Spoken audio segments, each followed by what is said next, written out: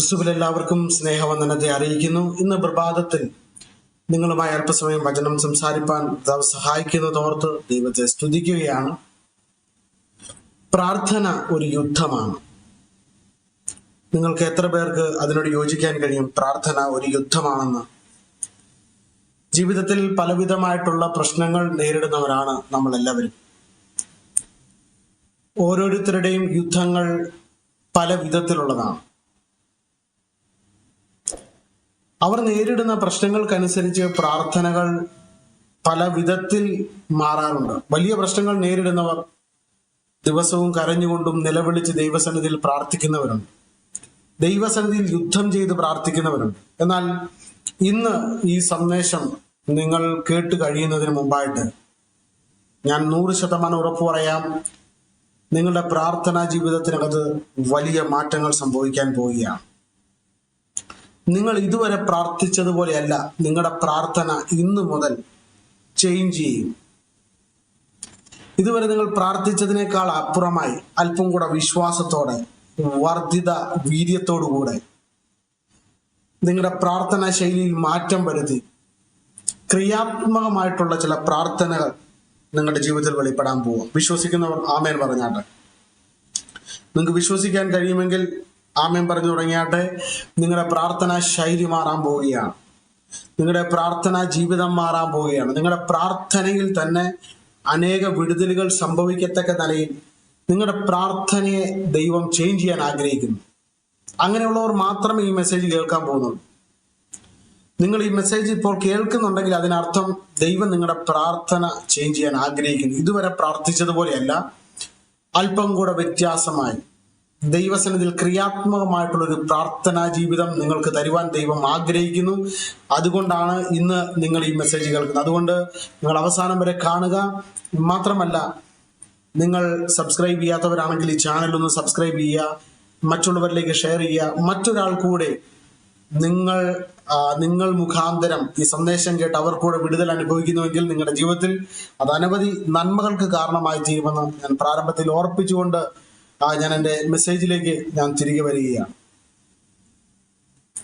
ഇപ്പോൾ ഞാൻ പറഞ്ഞു, പ്രാർത്ഥന ഒരു യുദ്ധമാണ്.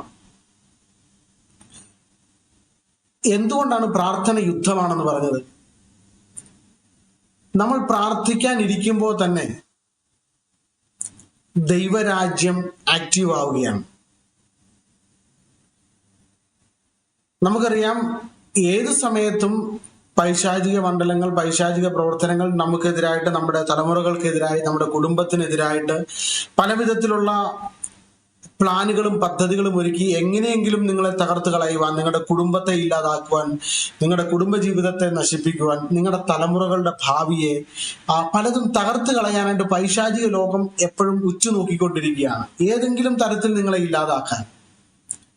അപ്പോ പൈശാചിക രാജ്യങ്ങൾ എപ്പോഴും അതിനുവേണ്ടി വർക്ക് ചെയ്തുകൊണ്ടിരിക്കുമ്പോൾ നിങ്ങൾ ഓർക്കണം, നിങ്ങളെ പ്രൊട്ടക്ട് ചെയ്യുന്ന ദൈവരാജ്യമുണ്ട്, ദൈവിക ദൂതന്മാരുണ്ട്, ദൈവിക കരുതലുകളുണ്ട്. അതൊക്കെ ഉള്ളത് തന്നെയാണ്. എന്നാൽ നിങ്ങൾ പ്രാർത്ഥിക്കാനായിട്ട് നിങ്ങൾ മുട്ടുമടക്കുന്ന സമയത്ത് നിങ്ങൾ ദൈവരാജ്യത്തെ നിങ്ങൾ ആക്ടിവേറ്റ് ചെയ്യുകയാണ്, ദൂതന്മാരെ നിങ്ങൾ ആക്ടിവേറ്റ് ചെയ്യുകയാണ്. പലപ്പോഴും പ്രാർത്ഥിക്കുമ്പോൾ എന്താണ് സംഭവിക്കുന്നതെന്ന് നമുക്ക് ആർക്കും അറിയത്തില്ല. കാരണം നമ്മളിരുന്ന് പ്രാർത്ഥിക്കുന്നു, നമ്മൾ മുറിയിൽ മുട്ടുമടക്കി ഇരുന്ന് പ്രാർത്ഥിക്കുന്നു. ചിലരുടെ പ്രാർത്ഥന, ചിലർ വിശ്വാസത്തോടെ പ്രാർത്ഥിക്കുന്നു, ചിലർ അത്രയധികം വിശ്വാസമില്ലാതെ പ്രാർത്ഥിക്കുന്നവരുണ്ട്. എന്നാൽ നിങ്ങൾ പ്രാർത്ഥിക്കാനായി നിങ്ങൾ മുട്ടുമടക്കുമ്പോൾ തന്നെ നിങ്ങൾ ദൈവരാജ്യത്തെ ആക്ടിവേറ്റ് ചെയ്യുന്നുണ്ട്. കാരണം നിങ്ങളുടെ കണ്ണുകൾക്ക് കാണാൻ കഴിയാത്ത ഒരു മണ്ഡലമുണ്ട്, ആത്മമണ്ഡലം. നിങ്ങൾ പ്രാർത്ഥിക്കാൻ ഇരിക്കുമ്പോൾ അവിടെ വലിയൊരു യുദ്ധം നടക്കുകയാണ്. ദൂതന്മാരും പൈശാചിക ലോകവും തമ്മിലുള്ള വലിയൊരു ഫൈറ്റ് അവിടെ നടക്കുകയാണ്. നമുക്കറിയാം ദാനിയേലിന്റെ പ്രാർത്ഥന. ഞാനൊരു എക്സാമ്പിൾ ആയിട്ട് പറയുക. ദാനിയേലിന്റെ പ്രാർത്ഥന. ദാനിയേൽ പ്രാർത്ഥിക്കാൻ ഇരുന്നപ്പോൾ തന്നെ 2 രാജ്യങ്ങൾ ആക്ടിവേറ്റ് ആയി. ഒന്ന് പൈശാചിക ലോകവും, 2 ദൈവരാജ്യവും. ദാനിയേലിന്റെ പ്രാർത്ഥനയുടെ മറുപടിയെ തടുക്കുവാൻ പൈശാചിക ലോകം ഇറങ്ങിയപ്പോൾ അവരുടെ സേവകരുമായി ദാനിയേലിന്റെ മറുപടിയെ തടുത്തു കളയുവാൻ, ദാനിയേലിന്റെ പ്രാർത്ഥനയ്ക്കൊരു റിസൾട്ട് ഇല്ലാതെ, അതിനെ റിസൾട്ട് ഇല്ലാതാക്കുവാൻ പൈശാചിക കിങ്ഡം വെളിപ്പെട്ട് വന്നപ്പോൾ സ്വർഗത്തിൽ നിന്നും ദൂതന്മാരിറങ്ങി അവിടെ യുദ്ധം ചെയ്തതായിട്ട് നമുക്ക് ദാനിയേലിന്റെ പുസ്തകത്തിൽ കാണുവാൻ കഴിയും. സ്വർഗത്തിൽ നിന്ന് ദൂതന്മാർ ഇറങ്ങി വന്ന് അവിടെ യുദ്ധം ചെയ്തു. അത് പ്രാർത്ഥനയുടെ, നമ്മൾ പ്രാർത്ഥിക്കുമ്പോൾ അദൃശ്യമണ്ഡലത്തിൽ സംഭവിക്കുന്ന കാര്യങ്ങളുടെ ഒരു എക്സാമ്പിൾ ആണ്. ഇതുപോലെ തന്നെയാണ് നിങ്ങൾ പ്രാർത്ഥിക്കാനിരിക്കുമ്പോൾ നിങ്ങളുടെ പ്രാർത്ഥനയെ തടുത്തു കളയുവാൻ, നിങ്ങളുടെ പ്രാർത്ഥനയുടെ അല്ലെങ്കിൽ അതിൽ കൂടെ ലഭിക്കേണ്ട വിടുതലിനെ തടുത്തു കളയുവാൻ പൈശാചിക ലോകം പദ്ധതികൾ ഒരുക്കുമ്പോൾ ദൈവത്തിന്റെ ദൂതന്മാർ അവിടെ യുദ്ധം ചെയ്യുകയാണ്. അപ്പോൾ നിങ്ങളുടെ പ്രാർത്ഥന ചെറുതല്ല. ഞാനിപ്പോൾ എൻകറേജ് ചെയ്യാണ്, പ്രാർത്ഥിക്കുന്നവരെ എൻകറേജ് ചെയ്യുന്നു. നിങ്ങളുടെ പ്രാർത്ഥന വർദ്ധിക്കട്ടെ. നിങ്ങളുടെ പ്രാർത്ഥന ഒന്നുകൂടെ വർദ്ധിത വീര്യത്തോടു കൂടെയും വിശ്വാസത്തോടു കൂടെ ആയിരിക്കട്ടെ. ഒരുപക്ഷെ നിങ്ങളുടെ റിസൾട്ട് ഒന്നും കണ്ടു കാണത്തില്ല, നിങ്ങളുടെ പ്രാർത്ഥനയ്ക്ക് ഇതുവരെ മറുപടി ഒന്നും കണ്ടു കാണത്തില്ല. പക്ഷെ ഞാൻ ആത്മാവിൽ ഞാൻ പറയാം, നിങ്ങളുടെ പ്രാർത്ഥന ചിലതിനെ ചലിപ്പിക്കുന്നുണ്ട്. നിങ്ങളുടെ പ്രാർത്ഥന സ്വർഗരാജ്യത്തെ ആക്ടിവേറ്റ് ചെയ്യുന്നു. നിങ്ങളുടെ പ്രാർത്ഥന വിടുതലിനെ കൊണ്ടുവരിക തന്നെ ചെയ്യും. ഈ ദിവസങ്ങളിൽ തന്നെ അതിന്റെ മറുപടി നിങ്ങൾക്ക് ലഭിക്കാൻ പോവുകയാണ്. വിശ്വസിക്കുന്നവർ ആമേൻ പറഞ്ഞാട്ടെ. ഹല്ലേലൂയ. അപ്പൊ നിങ്ങളുടെ പ്രാർത്ഥന ദൈവരാജ്യത്തെ ചലിപ്പിക്കുന്നതാണ്. ഞാൻ ഒന്ന് രണ്ട് പ്രാർത്ഥനകൾ നിങ്ങൾക്കൊന്ന് പരിചയപ്പെടുത്തുവാൻ ഞാൻ ആഗ്രഹിക്കുകയാണ്. ഒന്ന് രണ്ട് പ്രാർത്ഥനകൾ നമുക്ക് പഴയ നിയമത്തിൽ നമ്മൾ നോക്കുമ്പോൾ നമുക്ക് ഹന്നയുടെ പ്രാർത്ഥന നമുക്ക് കാണാൻ കഴിയും. ഹന്ന പ്രാർത്ഥിക്കുന്ന ഒരു സഹോദരി, തന്റെ ജീവിതത്തിൽ താൻ അനുഭവിച്ച വലിയ നിന്ദകൾ, പ്രതിസന്ധികൾ, തനിക്ക് ഒരു തലമുറയില്ലാതെ താൻ അനുഭവിച്ച പ്രശ്നങ്ങൾ, ഇതൊക്കെ നമുക്ക് അറിയാവുന്ന കാര്യങ്ങളാണ്. അപ്പോൾ ആ ഒരു സാഹചര്യത്തിൽ ഹന്ന ദൈവസന്നിധിയിൽ പ്രാർത്ഥിക്കുന്ന ഒരുവൾ താൻ ഒരു പുതിയ തീരുമാനത്തോടെ താൻ പ്രാർത്ഥിക്കാൻ തുടങ്ങി. താൻ ദൈവാലയത്തിലേക്ക് കടന്നു ചെന്ന് താൻ അവിടെ അഭയാചന കഴിക്കുന്നു, താൻ പ്രാർത്ഥിക്കുന്നു.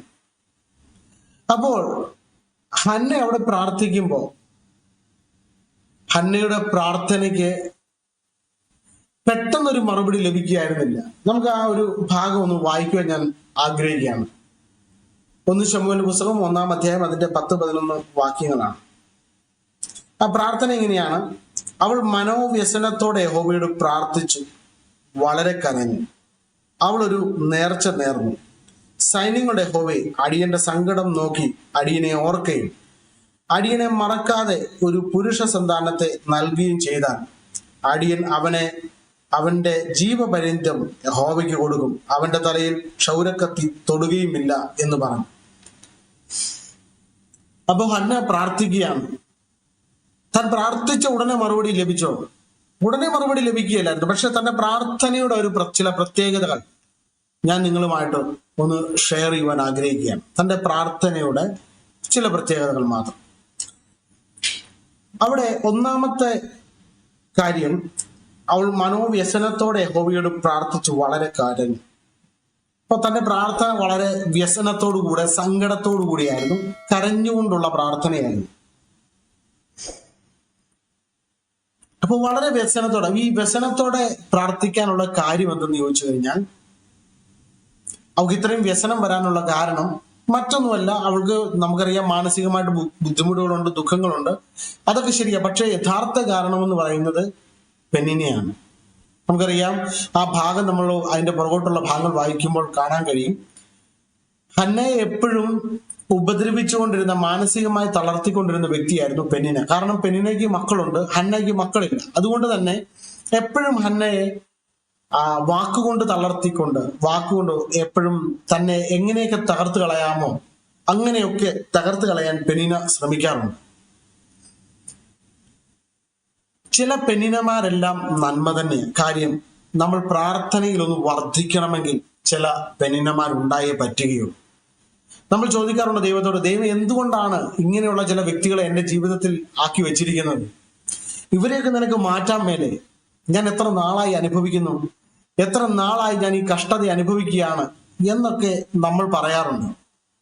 ഹന്നയും ഇതുപോലെ തന്നെ പറഞ്ഞിട്ടുണ്ടായിരിക്കാം, എന്തുകൊണ്ടാണ് ഞാൻ ഈ പെണ്ണിനെ ഇങ്ങനെ സഹിക്കേണ്ടി വരുന്നത്, അവളെ എൻ്റെ ജീവിതത്തിനകത്തുനിന്നും മാറ്റിത്തരാൻ വയ്യേ എന്നൊക്കെ ഒരുപക്ഷെ ഹന്ന പ്രാർത്ഥിച്ചുകൊണ്ടുണ്ടായിരിക്കാം.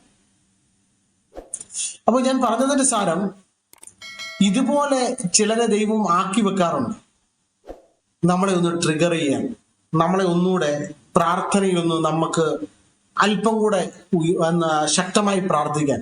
കാര്യം, നമുക്കറിയാം ചില വിഷയങ്ങളുടെ മുമ്പിൽ നമ്മൾ അത്ര സീരിയസ് ആയിരിക്കത്തില്ല ചില വിഷയങ്ങൾ. അപ്പോൾ ഒരു ഉദാഹരണം പറഞ്ഞു കഴിഞ്ഞാൽ, ഞാൻ വിവാഹം കഴിക്കുന്നതിന് മുമ്പ് എനിക്ക് 30 വയസ്സിന് ശേഷവും കല്യാണം നടക്കാതിരുന്ന സമയത്ത് ഞാൻ ആ കാര്യത്തെക്കുറിച്ച് അത്ര ബോധേഡ് അല്ലായിരുന്നു. 31 വയസ്സ് കഴിഞ്ഞ് 32 വയസ്സായി. ആ സമയത്തും ഞാൻ ആ വിഷയത്തെക്കുറിച്ച് അത്രയും ബോധേഡ് അല്ലായിരുന്നു. ഞാൻ അങ്ങനെ കൂടുതൽ അതിനുവേണ്ടി പ്രാർത്ഥിക്കാൻ സമയം കണ്ടെത്തിയിരുന്നില്ല. പക്ഷേ ഞാൻ ഓരോ സ്ഥലത്ത് ചെല്ലുമ്പോൾ ആളുകൾ എന്നെ ട്രിഗർ ചെയ്യാറുണ്ട്. ആളുകൾ എന്നോട് പറയും, നിന്റെ വിവാഹം ഇതുവരെ നടന്നില്ലല്ലോ, നീ എന്താ പ്രാർത്ഥിക്കുന്നില്ലേ, നിനക്ക് ബാക്കിയുള്ളവരുടെ എല്ലാം കല്യാണം കഴിഞ്ഞു, എന്തുകൊണ്ട് നിന്റെ കല്യാണം മാത്രം നടക്കുന്നില്ല? ഇങ്ങനെ നമ്മളെ പലരും ട്രിഗർ ചെയ്യാൻ തുടങ്ങി. പലരും നമ്മളോട് ഈ വിഷയത്തെക്കുറിച്ച് ഇങ്ങനെ പല രീതിയിൽ നമ്മളോട് സംസാരിക്കാൻ തുടങ്ങിയപ്പോൾ എനിക്ക് തന്നെ ഒരു മാനസിക ബുദ്ധിമുട്ട് തോന്നാൻ തുടങ്ങി. അപ്പൊ നമുക്ക് ഒരു പബ്ലിക്കായിട്ട് ഒരു കല്യാണത്തിന് ചെല്ലാൻ കഴിയത്തില്ല. ചെല്ലുന്ന സമയത്ത് നമ്മളെ അറിയാവുന്നവർ എപ്പോഴും വന്ന് ഈ കാര്യങ്ങൾ വന്ന് ചോദിക്കുന്നു. അപ്പോൾ നമ്മൾ ചിന്തിക്കാതിരിക്കുമ്പോൾ നമ്മളെ ഈ ആൾക്കാർ ഇങ്ങനെ ഈ കാര്യം ഓർമ്മിപ്പിച്ചുകൊണ്ടിരിക്കുക. അപ്പൊ അത് നമ്മുടെ മലയാളികളുടെ ഒരു പ്രത്യേക സ്വഭാവമാണല്ലോ. നമുക്ക് എന്തെങ്കിലും ഒരു പ്രശ്നം ഉണ്ടെങ്കിൽ ആ പ്രശ്നത്തെ അവരിങ്ങനെ ഓർപ്പിച്ചുകൊണ്ടിരിക്കും. അവർ നമ്മളെ കുത്തി നോവിച്ചുകൊണ്ടിരിക്കാൻ ശ്രമിക്കും. അപ്പോൾ ഇങ്ങനെ ഇവർ പറയാൻ തുടങ്ങിയപ്പോൾ എനിക്കും തോന്നി ഇതിനു വേണ്ടി ശക്തമായി പ്രാർത്ഥിച്ചേ പറ്റുകയുള്ളൂ. അപ്പൊ ഞാൻ പറഞ്ഞതിന്റെ സാരം, ഇങ്ങനെ ചിലര് നമ്മൾ ആ ഒരു വിഷയത്തിനകത്ത് വലിയ പ്രാധാന്യം കൊടുക്കാതെ, പ്രാർത്ഥിക്കാൻ വലിയ പ്രാധാന്യം കൊടുക്കാതിരിക്കുമ്പോൾ ചിലരെ ദൈവം എഴുന്നേൽപ്പിക്കും. എന്തിനാണെന്നറിയാമോ?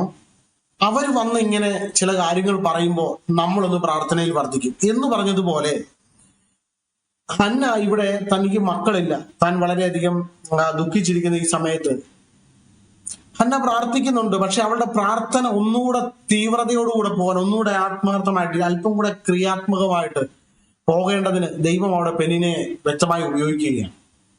പെനീനയുടെ ശക്തമായ വാക്കുകൾ അവളെ തളർത്തിക്കളഞ്ഞ് അവളെ മാനസികമായി ബുദ്ധിമുട്ടിലാക്കി. അവൾക്ക് ആ വീട്ടിൽ സത്യത്തിൽ വളരെയധികം വിഷമത്തോടു കൂടിയാണ് നിൽക്കുന്നത്. അവളുടെ ഭർത്താവ് അവളെ ഏറ്റവും അധികം സ്നേഹിക്കുന്നുണ്ട്. പക്ഷേ ഭർത്താവിന്റെ മുമ്പിൽ വെച്ചും മറ്റുള്ളവരുടെ മുമ്പിൽ വെച്ചും ഇങ്ങനെയുള്ള കുത്തുവാക്കുകൾ കേൾക്കുമ്പോൾ അവൾക്ക് ആ വീട്ടിൽ സമാധാനത്തോടെ സ്വസ്ഥതയോടുകൂടി ഇരിക്കാൻ കഴിഞ്ഞില്ല. അവൾ ദൈവാലയത്തിലേക്ക് ഓടുവാനിടയായി തീർന്നു. പ്രിയമുള്ളവരെ, ജീവിതത്തിൽ ചിലരെ ഇങ്ങനെ ദൈവം ആക്കി വെച്ചതിന്റെ റിസൾട്ട്, അതിന്റെ കാരണം എന്തെന്ന് ചോദിച്ചു കഴിഞ്ഞാൽ, അതിന്റെ റീസൺ എന്തെന്ന് ചോദിച്ചു കഴിഞ്ഞാൽ, നിന്നെ ഒന്നുകൂടെ പ്രാർത്ഥനയിൽ മുൻപന്തിയിലേക്ക് കൊണ്ടുവരാനാണ്. അതുകൊണ്ട് ദൈവത്തോട് നിങ്ങൾ പെറുപെറുക്കാതെ, കംപ്ലൈന്റ് ചെയ്യാതെ, ചില പെനിനമരെ ദൈവം ആക്കിയതിന് ദൈവത്തിന് നന്ദി പറയണം. നിങ്ങളുടെ ലൈഫിലുള്ള പെനിനയ്ക്ക് വേണ്ടി കർത്താവിന് നന്ദി പറയണം. ഇപ്പോൾ ഞാൻ ഈ പറയുമ്പോൾ തന്നെ കേൾക്കുമ്പോൾ നിങ്ങളുടെ ജീവിതത്തിൽ ഇതുപോലെ ചില പെണ്ണിനമാരുണ്ടെങ്കിൽ നിങ്ങൾ ആത്മാവിൽ സ്തോത്രം ചെയ്താട്ടെ. നിങ്ങൾ, കർത്താവെ, എനിക്ക് വേണ്ടി ഇങ്ങനെ ചില പെണ്ണിനമാരെ ആക്കി വെച്ചതിനായി നന്ദി. എന്നെ കുത്തുവാക്ക് പറയാൻ, എന്നെ കുറിച്ച് മറ്റു ചിലത് പറയുവാൻ, എന്നെ വിഷമിപ്പിക്കുവാൻ ചിലത് നീ എഴുന്നേൽപ്പിച്ചത് നന്ദി. കാര്യം എന്തെന്നറിയാമോ? നിന്റെ പ്രാർത്ഥനാ ജീവിതം ചേഞ്ച് ആകാൻ പോവുകയും. അപ്പോ ഹന്ന മനോവ്യസനത്തോടെ കരയാനുള്ള ഏറ്റവും വലിയ റീസൺ എന്ന് പറയുന്നത് പെനീന തന്നെയാണ്. അപ്പോൾ താൻ മനോവ്യസനത്തോടെ കരഞ്ഞുകൊണ്ട് താൻ ദൈവസന്നിധിയിൽ പ്രാർത്ഥിച്ചതായിട്ട് നമുക്ക് അവിടെ കാണാൻ കഴിയും. രണ്ടാമത്തെ ഭാഗം എന്ന് പറഞ്ഞാൽ അവൾ ഒരു നേർച്ച നേർന്നു. അതായത് താൻ പ്രാർത്ഥിച്ചപ്പോൾ ദൈവമായിട്ടൊരു കണ്ടീഷൻ, ഒരു ഉടമ്പടി ചെയ്ത് പ്രാർത്ഥിക്കുന്നു. ഇന്നത്തെ കാലഘട്ടങ്ങളിൽ അങ്ങനെ അധികം ഒന്നും കാണാറില്ല. പക്ഷെ ആ ഒരു പ്രാർത്ഥനയെ കുറിച്ച് അല്പം ഞാനൊന്ന് പറയാൻ ആഗ്രഹിക്കുകയാണ്. ഉടമ്പടി ചെയ്തുകൊണ്ടുള്ള പ്രാർത്ഥന ഞാൻ എൻ്റെ ചെറുപ്പത്തിലൊക്കെ ഞാൻ കണ്ടിട്ടുണ്ട്. എൻ്റെ മാതാവൊക്കെ പ്രാർത്ഥിക്കുമ്പോൾ ദൈവസന്നിധിയിൽ ഉടമ്പടി ചെയ്ത് പ്രാർത്ഥിക്കുന്നത് കണ്ടിട്ടുണ്ട്. പലപ്പോഴും പ്രാർത്ഥിക്കുമ്പോൾ ചില പ്രശ്നങ്ങൾക്ക് വേണ്ടി, അന്നൊക്കെ ഞങ്ങൾ സാമ്പത്തികമായിട്ട് വളരെയധികം പിന്നോക്കം നിൽക്കുന്ന സമയമാണ്. അന്നത്തെ കാലഘട്ടത്തിൽ നമ്മൾ ഭക്ഷണം കഴിക്കാൻ പോലും ബുദ്ധിമുട്ടുന്ന ഒരു കാലഘട്ടം. ആ ഒരു സമയത്തും അമ്മയുടെയൊക്കെ പ്രാർത്ഥനയിൽ അമ്മ ഇങ്ങനെ പറയാറുണ്ട്, കർത്താവേ, ഈ കാര്യം നീ നടത്തി തന്നാൽ, ഞാൻ ഈ പ്രാർത്ഥിക്കുന്ന കാര്യം നീ നടത്തി തന്നാൽ ആലയത്തിലേക്ക് അല്ലെങ്കിൽ ദൈവദാസന്മാർക്ക് ഞാൻ ഇത്ര രൂപ ഞാൻ കൊടുത്തേക്കാം. അന്ന് 500 രൂപ എന്നൊക്കെ പറഞ്ഞാൽ വലിയ എമൗണ്ട് ആണ്, നമുക്ക് ചിന്തിക്കാൻ പറ്റുന്നതിനേക്കാൾ വലിയ എമൗണ്ട് ആണ്.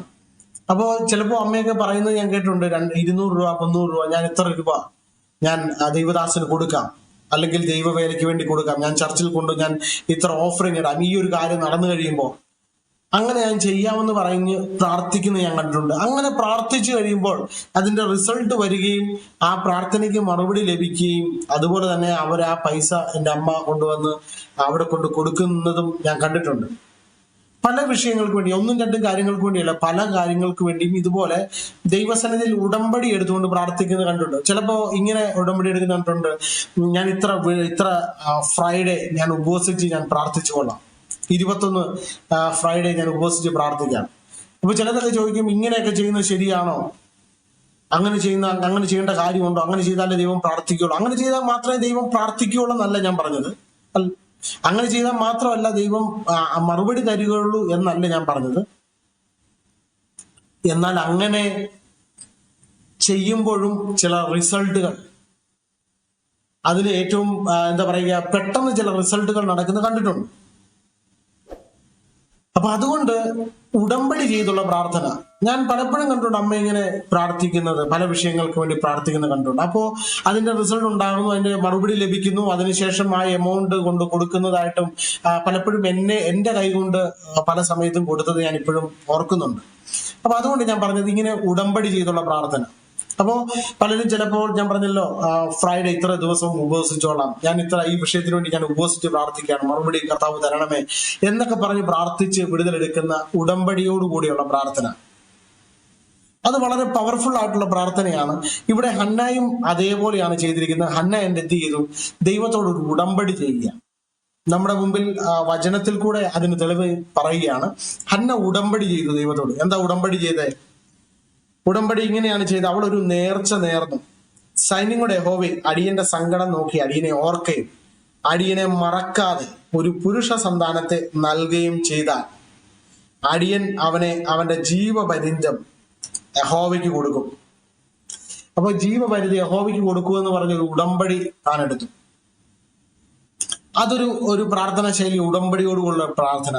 ഒരുപക്ഷെ നിങ്ങൾ ആർക്കെങ്കിലും ഇതുപോലെ കുറെ നാളുകളായി നിങ്ങൾ പ്രാർത്ഥിച്ചിട്ട് നിങ്ങൾ ഒരു മറുപടി ലഭിക്കുന്നില്ലെങ്കിൽ, നിങ്ങൾക്ക് ദൈവസന്നിധിയിൽ ഒരു ഉടമ്പടിയോടുകൂടെ നിങ്ങൾക്ക് പ്രാർത്ഥിക്കാം. ദൈവസന്നിധിയിൽ കർത്താവേ, ഞാനൊരു ഉടമ്പടിയോടുകൂടെ പ്രാർത്ഥിക്കുകയാണ് എന്ന് പറഞ്ഞുകൊണ്ട് പ്രാർത്ഥിക്കാം. ദൈവത്തിൽ നിന്നും അത്ഭുതകരമായിട്ടുള്ള വിടുതൽ ഉണ്ടാവുക തന്നെ ചെയ്യും. ഞാൻ 100% പറയാം. കാര്യം മറ്റൊന്നുമല്ല, ദൈവം ഒരിക്കലും നമ്മളെ മറക്കുന്ന ദൈവമല്ല, ഉടമ്പടികളെ മറികടന്ന് പോകുന്ന ദൈവമല്ല. പഴയ നിയമത്തിൽ ഒത്തിരി നമുക്ക് ഇതുപോലുള്ള ഉടമ്പടികൾ കാണാൻ കഴിയുന്ന, പക്ഷെ ഞാൻ അതൊന്നും പറയുവാൻ ആഗ്രഹിക്കുന്നില്ല. അതുപോലെ തന്നെ ഒരു എക്സ്പീരിയൻസും കൂടെ ഞാൻ പറയാം.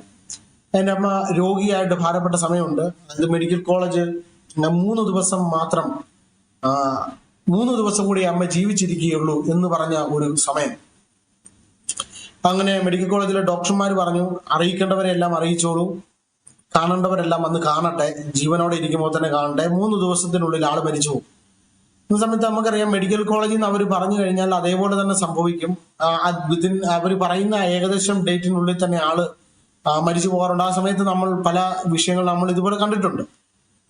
സ്വാഭാവികമായിട്ടും എല്ലാവരും ഭയപ്പെട്ടു, എല്ലാവരും പ്രാർത്ഥിച്ചു, എല്ലാവരും കാണാൻ വരുന്നു. ഇങ്ങനെയുള്ള കാര്യങ്ങളൊക്കെ നടക്കുമ്പോൾ തന്നെ വീട്ടിലൊരു പ്രാർത്ഥന ക്രമീകരിക്കപ്പെട്ടു. 3 ദിവസത്തെ പ്രാർത്ഥന, ഉപവാസത്തോടു കൂടിയുള്ള പ്രാർത്ഥന. ആ ഒരു പ്രാർത്ഥനയിൽ ദൈവദാസന്മാർ വീട്ടിൽ വന്ന് ശക്തമായി പ്രാർത്ഥിക്കുന്നു. വീട്ടുകാരെല്ലാവരും ആ പ്രാർത്ഥനയിൽ പങ്കുചേരുന്നു. ആ പ്രാർത്ഥിച്ചുകൊണ്ടിരിക്കുമ്പോൾ ദൈവത്തോട് അമ്മ ഒരു ഉടമ്പടി ചെയ്തു. അതെങ്ങനെയാണ്? ദൈവം, നീ എനിക്കൊരു ആയുസ് തന്നാൽ, എൻ്റെ ആയുസിനെ നീ ദീർഘമാക്കിയാൽ ഞാൻ ഇനി മരുന്ന് ഉപയോഗിക്കത്തില്ല. ഞാൻ നിന്നെ കുറിച്ചുള്ള സാക്ഷ്യങ്ങൾ, എന്നെ നീ വിടുവിച്ച സാക്ഷ്യം ഞാൻ ജനത്തോട് പോയി പറയും. ഇങ്ങനെയൊക്കെ അമ്മ ചില ഉടമ്പടികൾ എടുക്കാനിടയായിരുന്നു. എന്നെ നീ ഇവിടുന്ന് എഴുന്നേൽപ്പിച്ചാൽ ഞാൻ ഇങ്ങനെ ചെയ്യാം എന്നൊക്കെ പറഞ്ഞ് അമ്മ ഉടമ്പടി എടുത്തു. ദൈവസന്നിധിയിൽ അങ്ങനെ പ്രാർത്ഥിച്ചു. അത്ഭുതകരമായി മെഡിക്കൽ കോളേജ് ഉപേക്ഷിച്ച അമ്മയെ ദൈവം സൗഖ്യമാക്കി. പ്രിയമുള്ളവരെ, മെഡിക്കൽ കോളേജ് 3 ദിവസം അവധി പറഞ്ഞു. പക്ഷെ അമ്മ 36 വർഷം അധികം ജീവിക്കാനിടയായി. ഞാൻ പറഞ്ഞതിന്റെ സാരം, ഉടമ്പടിയോടുകൂടിയുള്ള പ്രാർത്ഥനകൾ അത്ഭുതത്തെ വിളിച്ചു വരുത്തുക തന്നെ ചെയ്യും. 100% സത്യമാണ്. അതുകൊണ്ട് നിങ്ങളിൽ ആരെങ്കിലും അതുപോലെയുള്ള വിഷയങ്ങളിൽ നിങ്ങൾ ഭാരപ്പെടുന്നുണ്ടെങ്കിൽ ദൈവസന്നിധിയിൽ നിങ്ങൾ ഉടമ്പടിയോടെ പ്രാർത്ഥിക്കുക. ദൈവം നിങ്ങളുടെ പ്രാർത്ഥനയ്ക്ക് മറുപടി തരട്ടെ എന്ന് ഞാൻ ആത്മാവിൽ പ്രാർത്ഥിക്കുക. അപ്പോ ഞാൻ പറഞ്ഞു, മനോവ്യസനത്തോടെയുള്ള പ്രാർത്ഥന, അതുപോലെ ഒരു നേർച്ച നേർന്നു ഉടമ്പടിയോടുകൂടിയുള്ള ദൈവസന്നിധിയിലെ പ്രാർത്ഥന. ഇപ്പോ പ്രാർത്ഥനയ്ക്കുള്ള മറുപടി ആദ്യം വരുന്നത് ആത്മമണ്ഡലത്തിലാണ്. ഒരുപക്ഷെ ഇങ്ങനെയാണ് മറുപടി ലഭിച്ചു എന്ന് നമുക്ക് മനസ്സിലാക്കുന്നത്. ഇപ്പൊ പ്രാർത്ഥനയുടെ മറുപടി ആദ്യം ഫിസിക്കൽ വേൾഡിൽ അപ്പിയർ ആകുന്നതിന് മുമ്പ് ആത്മമണ്ഡലത്തിലാണ് പ്രാർത്ഥനയുടെ മറുപടി ആദ്യം വെളിപ്പെടുന്നത്. ഞാൻ അത് പറയാൻ കാര്യം, ഞാൻ അതിന്റെ കൂടുതൽ ഡീറ്റെയിൽ ആയിട്ട് അല്പം കൂടെ ഞാൻ നിങ്ങളെ വിശദീകരിച്ച് പറയാൻ ആഗ്രഹിക്കുകയാണ്. ബൈബിൾ പറയുന്നു, നിങ്ങൾ വിശ്വസിക്കണം. നിങ്ങൾ പ്രാർത്ഥിക്കുമ്പോൾ നിങ്ങൾക്കത് ലഭിച്ചു എന്ന് വിശ്വസിക്കണം. എങ്ങനെ നമുക്ക് വിശ്വസിക്കാൻ കഴിയും? പ്രാർത്ഥിക്കുമ്പോൾ തന്നെ നിങ്ങൾക്കത് ലഭിച്ചു എന്ന് വിശ്വസിക്കണം. നിങ്ങൾ അത് വിശ്വസിക്കണമെങ്കിൽ നിങ്ങൾ ആത്മാവിൽ, സ്പിരിറ്റിൽ, നിങ്ങൾ ആത്മമണ്ഡലത്തിൽ നിങ്ങൾ അതിനെ കാണാൻ ശ്രമിക്കണം. നിങ്ങൾ പ്രാർത്ഥിക്കുന്ന വിഷയത്തിൽ, ഏത് വിഷയമായിക്കൊള്ളട്ടെ, നിങ്ങൾ ഒരു സ്വപ്നം കാണുന്നത് പോലെ ആത്മമണ്ഡലത്തിൽ നിങ്ങൾ കാണണം, അതിന് വിടുതൽ ലഭിച്ചു. ഒരുപക്ഷെ തലമുറയുടെ വിവാഹത്തിന് വേണ്ടിയായിരിക്കാം നിങ്ങൾ പ്രാർത്ഥിക്കുന്നത്. ഒരു ഉദാഹരണമായിട്ട് ഞാൻ പറയുകയും, നിങ്ങൾ പ്രാർത്ഥിക്കുമ്പോൾ തന്നെ നിങ്ങൾ പറയണം, എന്റെ തലമുറയുടെ വിവാഹത്തിന്റെ കാര്യങ്ങൾ ക്രമീകരിക്കപ്പെട്ടോ നടക്കുന്നു. നിങ്ങൾ അത് പറയുമ്പോൾ തന്നെ നിങ്ങൾ അതിനെ കാണാൻ ശ്രമിക്കണം. നിങ്ങൾ അതിനെ കാണുമ്പോൾ, ഞാൻ 100% പറയാം, നിങ്ങളുടെ ആ ആത്മമണ്ഡലത്തിൽ നിങ്ങൾ അത് കാണുമ്പോൾ അത് ഫിസിക്കൽ വേൾഡിൽ അത് വെളിപ്പെടുക തന്നെ ചെയ്യും. അപ്പോ ചോദിക്കും, അതിനെന്താണ് തെളിവ്? എന്തുകൊണ്ടാണ് അങ്ങനെ പറയുന്നത്? അപ്പോൾ ഞാൻ അതിനൊരു വാക്യം പറയാം. വചനത്തിൽ ഇങ്ങനെ പറയുന്നുണ്ട്, മോഹം ഗർഭം ധരിച്ചു പാപത്തെ പ്രസവിക്കുന്നു. ഒരു വചനമാണ് ഞാൻ പറഞ്ഞത്. അപ്പൊ മോഹം ഗർഭം ധരിച്ച് പാപത്തെ പ്രസവിക്കുന്നു. മോഹം ഗർഭം ധരിക്കുന്നത് എവിടെയാണ്? ഒരു വ്യക്തിക്ക് മോഹം ഉണ്ടാകുന്നത് എവിടെയാണ്? ഫിസിക്കൽ വേൾഡിലാണോ മോഹം ഉണ്ടാകുന്നത്? ഒരിക്കലുമല്ല. നമ്മളുടെ ചിന്തകളിൽ, അല്ലെങ്കിൽ നമ്മൾ ഇരുന്ന് ആലോചിക്കുമ്പോൾ, നമ്മുടെ അല്ലെങ്കിൽ സ്വപ്നലോകം, അങ്ങനെ പല വിധത്തിൽ നമുക്ക് പറയാം. നമ്മൾ ഇരിക്കുമ്പോൾ, നമ്മൾ ആലോചനയിൽ, നമ്മുടെ ചിന്തകളിൽ ഏതോ ഒരു കാര്യം പിശാച് കൊണ്ട് ഇടുന്നു. ഒരുപക്ഷെ ഒരു അഡൾട്ടറി ആയിരിക്കാം. ഇപ്പം ഒരു ഉദാഹരണം പറഞ്ഞു കഴിഞ്ഞാൽ, ഒരു കൊലപാതകം ചെയ്യുന്ന ഒരു വ്യക്തി കൊല ചെയ്യുന്നു. കൊല ചെയ്യുമ്പോൾ ഒരു വ്യക്തി യാദൃശ്ചികമായിട്ട് ഓടി വന്ന് പെട്ടെന്ന് കൊല ചെയ്യുകയല്ല. കൊല ചെയ്യുന്നതിന് മുമ്പ് പലവട്ടം അദ്ദേഹത്തിന്റെ ചിന്തകളിൽ കൂടെ അദ്ദേഹം അതിനെ കാണുന്നു. എങ്ങനെ ചെയ്യണം, എങ്ങനെ എക്സിക്യൂട്ട് ചെയ്യണം, എങ്ങനെയാണ് ആ കൊലപാതകം നടത്തേണ്ടത്. പല കുറി അത്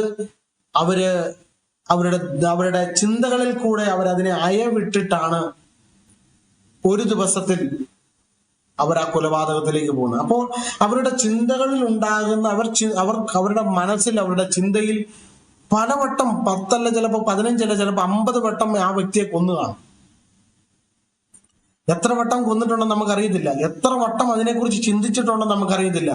അങ്ങനെ പല വട്ടം താൻ ആ കാര്യങ്ങൾ ചെയ്തതിന് ശേഷം, തന്റെ ചിന്തയ്ക്കകത്ത് അതെല്ലാം വന്നതിന് ശേഷം, ആ ചിന്തയ്ക്കകത്ത് വന്ന സാധനം ഫിസിക്കൽ വേൾഡിൽ അതിനെ എക്സിക്യൂട്ട് ചെയ്യുന്നു. ഒരു ദിവസം അവരെന്താണോ ചിന്തിച്ചത് അത് ഫിസിക്കൽ വേൾഡിൽ അത് ഒരു റിയൽ ആയിട്ട് വരിക, ആ ഒരു കൊലപാതകം നടക്കുന്നു. അല്ലെങ്കിൽ അതുപോലെ തന്നെ ഇപ്പം അഡൾട്ടറി ആയിക്കോട്ടെ, ഒരു റേപ്പ് ചെയ്യുന്ന വ്യക്തി, അല്ലെങ്കിൽ അങ്ങനെ എന്തെങ്കിലും ആയിക്കോട്ടെ, അങ്ങനെ എപ്പോഴും അത് കണ്ടുകൊണ്ടിരിക്കുന്ന ഒരു വ്യക്തി, പല കുറി അത് അവരുടെ ഹൃദയത്തിൽ, ചിന്തകളിൽ കൂടെ, അവരുടെ വിചാരങ്ങളിൽ കൂടെ ഈ സംഭവം വന്നതിന് ശേഷമാണ് അവരതിനെ എക്സിക്യൂട്ട് ചെയ്യുന്നത്. അപ്പോൾ മോഹം ഗർഭം ധരിച്ച് പാപത്തെ പ്രസവിക്കുന്നു. അതായത് മോഹം നമ്മുടെ ചിന്തകൾക്കകത്ത് വന്ന ഒരു സാധനം, ആത്മമണ്ഡലത്തിൽ വന്ന ഒരു സാധനം എന്ത് ചെയ്യുന്നു? അത് ഫിസിക്കൽ വേൾഡിൽ റിയൽ ആയിട്ട് വരുന്നു. അപ്പോൾ പാപത്തിന് അങ്ങനെ ഫിസിക്കൽ വേൾഡിൽ വരാമെങ്കിൽ, എന്റെ ചോദ്യം, നിങ്ങളുടെ അനുഗ്രഹം, നിങ്ങളുടെ നന്മകൾ, നിങ്ങൾ പോസിറ്റീവായിട്ട് പ്രാർത്ഥിക്കുന്ന പല വിഷയങ്ങളും നിങ്ങൾ അതുപോലെ തന്നെ നിങ്ങൾ ചിന്തിച്ചാൽ, നിങ്ങളുടെ ചിന്തകൾക്കകത്ത് ദർശനങ്ങൾ നിങ്ങൾ കണ്ടാൽ, അത് നിങ്ങളുടെ ഫിസിക്കൽ വേൾഡിൽ വെളിപ്പെടും. അത് ആത്മമണ്ഡലത്തിൽ നിങ്ങൾ കാണുന്നത് തന്നെ നിങ്ങളുടെ വീടിനകത്ത് സംഭവിക്കും. നിങ്ങളുടെ തലമുറകൾക്ക് വേണ്ടി അത് സംഭവിക്കും. നിങ്ങളുടെ കുടുംബജീവിതത്തിന് വേണ്ടി അത് സംഭവിക്കും. നിങ്ങളുടെ ഭാവിക്ക് വേണ്ടി അത് സംഭവിക്കും. അതുകൊണ്ട് ഇത് ഞാൻ പറയുമ്പോൾ തന്നെ ഞാൻ ആത്മാവിൽ നിങ്ങളെ പ്രബോധിപ്പിക്കുകയാണ്. ഇന്നു മുതൽ നിങ്ങൾ ചിലത് കാണുന്നവരായി മാറുക, ചിലതിനെ കാണുന്നവരായി മാറുക. നിങ്ങളുടെ പ്രാർത്ഥനയുടെ മറുപടിയെ ആത്മമണ്ഡലത്തിൽ നിങ്ങൾ ദർശിക്കുന്നവരായി മാറുക. നിങ്ങൾ ആത്മാവ്, നിങ്ങൾ അത് കാണുക. അത് ലഭിച്ചു കഴിഞ്ഞു എന്ന് പറഞ്ഞ് നിങ്ങൾ അതിനെ ആത്മമണ്ഡലത്തിൽ കണ്ടു കഴിയുമ്പോൾ, വെരി നെക്സ്റ്റ് ഡേ നിങ്ങളുടെ ജീവിതത്തിൽ അത് റിയലായിട്ട് വെളിപ്പെടുക തന്നെ ചെയ്യും. ഹല്ലേലൂയ. വിശ്വസിക്കാൻ കഴിയുന്നവർ ആമേൻ പറഞ്ഞാട്ടെ. ഞാനിത് പറഞ്ഞുകൊണ്ടിരിക്കുമ്പോൾ ചില വ്യക്തികളോട് ഞാൻ ആത്മാവിൽ ഞാൻ പ്രവചിച്ചു പറയാം, നിങ്ങളുടെ പ്രാർത്ഥനയുടെ മറുപടി ഈ ദിവസങ്ങളിൽ തന്നെ വെളിപ്പെടാൻ പോവുകയാണ്. നാളുകളായി നിങ്ങൾ പ്രാർത്ഥിച്ചിട്ട് മറുപടി ലഭിക്കാതെ എന്ത് ചെയ്യണമെന്നറിയാതെ ഇരിക്കുന്ന ചില വ്യക്തികളോട് പരിശുദ്ധാത്മാ പറയുക, നിന്റെ പ്രാർത്ഥനയ്ക്ക് ഉത്തരമായി കഴിഞ്ഞിരിക്കുകയാണ്. നിന്റെ പ്രാർത്ഥനയ്ക്ക് വേണ്ടി ദൂതന്മാർ ഇറങ്ങിക്കഴിഞ്ഞു. നിന്റെ പ്രാർത്ഥനയുടെ മറുപടിയുമായി ചില ദൂതന്മാർ ഇറങ്ങി വരികയാണ്. നിന്റെ വീടിനകത്ത് ചില വിടുതലുകൾ സംഭവിക്കുകയാണ്. അതുകൊണ്ട് ഇന്ന് ആത്മാവിൽ നീ അതിനെ റിസീവ് ചെയ്തു. നീ ആ മറുപടി കാണാൻ പോവുകയാണ്. ആ മറുപടി നിങ്ങളുടെ വീടിനകത്ത് വെളിപ്പെടാൻ പോവുകയാണ്. ഹല്ലേലൂയ. അപ്പോ പ്രാർത്ഥനയുടെ മറുപടി ആത്മമണ്ഡലത്തിലാണ് ആദ്യം വെളിപ്പെടുന്നത്, ഞാൻ പറഞ്ഞല്ലോ. അപ്പോൾ അതെങ്ങനെ നമുക്ക് മനസ്സിലാക്കാൻ കഴിയും ഇത് നമുക്ക് പ്രാർത്ഥനയുടെ മറുപടി ലഭിച്ചുവെന്നും? ഞാൻ ഈ ഒരു ഭാഗത്തിൽ തന്നെ ഒരു വാക്യം കൂടെ ഞാൻ വായിക്കാൻ ആഗ്രഹിക്കുകയാണ്. 1 ശമൂവേലിന്റെ പുസ്തകം 1-ാം അധ്യായം അതിന്റെ 18-ാമത്തെ വാക്യം ഇങ്ങനെയാണ് വായിക്കുന്നത്. അടിയന് തൃക്കണ്ണിൽ കൃപ ലഭിക്കുമാറാകട്ടെ എന്ന് പറഞ്ഞ് സ്ത്രീ തന്റെ വഴിക്ക് പോയി ഭക്ഷണം കഴിച്ചു. അവളുടെ മുഖം പിന്നെ വാടിയതുമില്ല. അതിനകത്ത് അവസാന ഭാഗം ഇങ്ങനെയാ, അവളുടെ മുഖം പിന്നെ വാടിയതുമില്ല. അതായത് അവൾ അതുവരെ മനോവ്യസനത്തോടെ കരയുന്നവളായിരുന്നു. അവൾക്ക് വീട്ടിലിരിക്കുമ്പോൾ അവൾക്ക് ദുഃഖം സഹിക്കാൻ കഴിയുന്നില്ല, അവൾക്ക് സ്വസ്ഥമായിട്ട് ഭക്ഷണം കഴിക്കാൻ കഴിയുന്നില്ല, അവൾക്ക് സമാധാനമില്ല, സന്തോഷമില്ല. അവൾ പ്രാർത്ഥിക്കുമ്പോഴെല്ലാം കരയുന്നവരാ. ഞാനിത് പറഞ്ഞുകൊണ്ടിരിക്കുമ്പോൾ തന്നെ അങ്ങനെയുള്ള ചില വ്യക്തികളുണ്ട്. ദൈവസന്നിധി ദൈവാലയത്തിൽ വന്നാൽ ഉടനെ കരച്ചിലാണ്, കണ്ണുനീര് മാത്രം. ജീവിതത്തിൽ നാളുകളായി കണ്ണുനീര് മാത്രമുള്ളവർ. കണ്ണുനീരിന്റെ അനുഭവത്തിൽ നിന്ന് ഒരു വിടുതൽ അവർ ആഗ്രഹിക്കുന്നുണ്ട്, പക്ഷെ അവർക്ക് ആ വിടുതൽ ലഭിക്കുന്നില്ല. അങ്ങനെയുള്ളവരുണ്ട്. എങ്ങനെ ഇതിനകത്തുനിന്ന് പുറത്തു വരണമെന്ന് അറിയില്ല. നാളുകളായി കരഞ്ഞുകൊണ്ട് പ്രാർത്ഥിക്കുന്നവർ. അപ്പൊ ഹന്ന ഇവിടെ കരഞ്ഞുകൊണ്ട് വ്യസനത്തോടെ വീടിനകത്തിരിക്കുന്നവൾ, എന്നും കരയുന്നവൾ, ദൈവാലയത്തിൽ വന്നാൽ കരഞ്ഞുകൊണ്ടിരുന്ന് പ്രാർത്ഥിക്കുന്നവൾ, വ്യസനത്തോടെ ഇരുന്ന് പ്രാർത്ഥിക്കുന്നവൾ. പക്ഷെ ഇവിടെ ഒരു കാര്യം വായിക്കുകയാണ്, പിന്നെ അവളുടെ മുഖം പിന്നെ വാടിയതുമില്ല. അവളുടെ മുഖം പിന്നെ വാടിയതുമില്ല. അതായത് അവളുടെ ഹൃദയത്തിനകത്ത് ഭയങ്കര സമാധാനം, അതുവരെ ഇല്ലാത്ത ഒരു ഭയങ്കര ശാന്തത, ഭയങ്കര ഒരു സ്വസ്ഥത അവൾക്ക് ലഭിക്കാനിടയായിരുന്നു. നമുക്ക് സ്വസ്ഥതയൊന്നും നമുക്ക് ഉണ്ടാക്കിയെടുക്കാൻ കഴിയത്തില്ല. വീടിനകത്ത് ഭയങ്കര പ്രശ്നത്തിനകത്തിരിക്കുന്നവരുണ്ട്, സ്വസ്ഥതയില്ലാതെ. മറ്റൊരാൾക്ക് കൊണ്ടുപോയി സ്വസ്ഥത കൊടുക്കാൻ പറ്റത്തില്ല, സമാധാനം കൊടുക്കാൻ പറ്റത്തില്ല. കാരണം സമാധാനം നമുക്ക് കടയിൽ നിന്ന് വാങ്ങിക്കാൻ കിട്ടുന്ന സാധനമല്ല, ഇത് തരേണ്ടത് ദൈവമാണ്. ഹന്ന ദൈവസന്നിധിയിൽ തന്റെ ഭാരം ഇറക്കി വെച്ചപ്പോൾ, ദൈവസന്നിധിയിൽ അവൾ കരഞ്ഞപ്പോൾ, ദൈവം അവൾക്കൊരു സ്വസ്ഥത കൊടുത്തു, അവൾക്കൊരു സമാധാനം കൊടുത്തു, അവൾക്കൊരു പീസ് മൈൻഡ് കൊടുത്തു. ഞാൻ ഇത് പറഞ്ഞുകൊണ്ടിരിക്കുമ്പോൾ കരയുന്ന ചില വ്യക്തികളെ ഞാൻ അനുഗ്രഹിക്കുകയാണ്. നിങ്ങളുടെ ജീവിതത്തിനകത്ത് ഒരു സ്വസ്ഥത ഉണ്ടാകട്ടെ, ചില സമാധാനം വെളിപ്പെടട്ടെ. ഇതുവരെ ഇല്ലാത്ത സമാധാനം, നാളുകളായി സമാധാനമില്ലാതെ അലയുന്ന ചില വ്യക്തികളോട് പരിശുദ്ധാത്മാവ് ഞാൻ പറയാം, നിന്റെ വീടിനകത്ത് സമാധാനം ഉണ്ടാകാൻ പോവുകയാണ്, നിന്റെ വീടിനകത്ത് സ്വസ്ഥത ഉണ്ടാകാൻ പോവുകയാണ്, നിന്റെ വീടിനകത്ത് നീ അനുഭവിക്കുന്ന സകല കഷ്ടതയ്ക്കകത്ത് ഭയങ്കര വ്യത്യാസങ്ങൾ സംഭവിക്കാൻ പോവുകയാണ്. ആത്മാവ് ഞാൻ കൽപ്പിച്ചു പറയുകയാണ്, ഇപ്പോൾ തന്നെ ചില കുടുംബത്തിനകത്ത് വലിയ സമാധാനത്തെ ഞാൻ ആത്മാവിൽ കൽപ്പിക്കുകയാണ്. ഇപ്പോൾ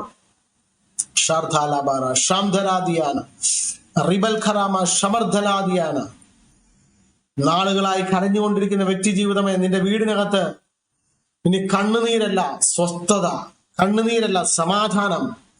ആമേൻ. നിന്റെ ജീവിതത്തിനകത്ത് ഇനി പ്രശ്നങ്ങളും പ്രതിസന്ധികളുമല്ല, വിടുതലുകൾ സംഭവിക്കാൻ പോവുക. വിശ്വസിക്കുന്നവർ ആമേൻ പറഞ്ഞാട്ടെ. നീ വിശ്വസിക്കുന്നുണ്ടെങ്കിൽ ആമേൻ പറഞ്ഞു തുടങ്ങിയാട്ടെ. ഹല്ലേലൂയ. അപ്പോ സ്വസ്ഥതയുണ്ടായി. ഇതാണ് അതിന്റെ കീ പോയിന്റ്.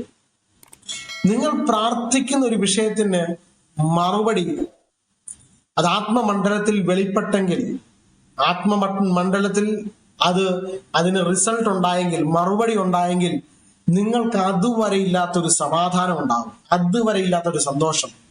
നിങ്ങൾ അതുവരെ ടെൻഷൻ അടിച്ച് നടന്ന വ്യക്തിയായിരിക്കും, പെട്ടെന്ന് നിങ്ങളുടെ ടെൻഷനൊക്കെ എവിടെ പോയെന്ന് അറിയത്തില്ല. നിങ്ങൾ തന്നെ ചിന്തിക്കും, അയ്യോ ഇത്രയും ദിവസം ഞാൻ ടെൻഷൻ അടിച്ചിരുന്ന വ്യക്തിയാണ്, പക്ഷെ പെട്ടെന്ന് ഞാൻ പ്രാർത്ഥിച്ചപ്പോൾ എന്ത് സംഭവിച്ചു? ഭയപ്പെടേണ്ട, നിങ്ങളുടെ പ്രാർത്ഥനയ്ക്ക് ഉത്തരമായെന്നുള്ളതിന്റെ സൈനാണത്.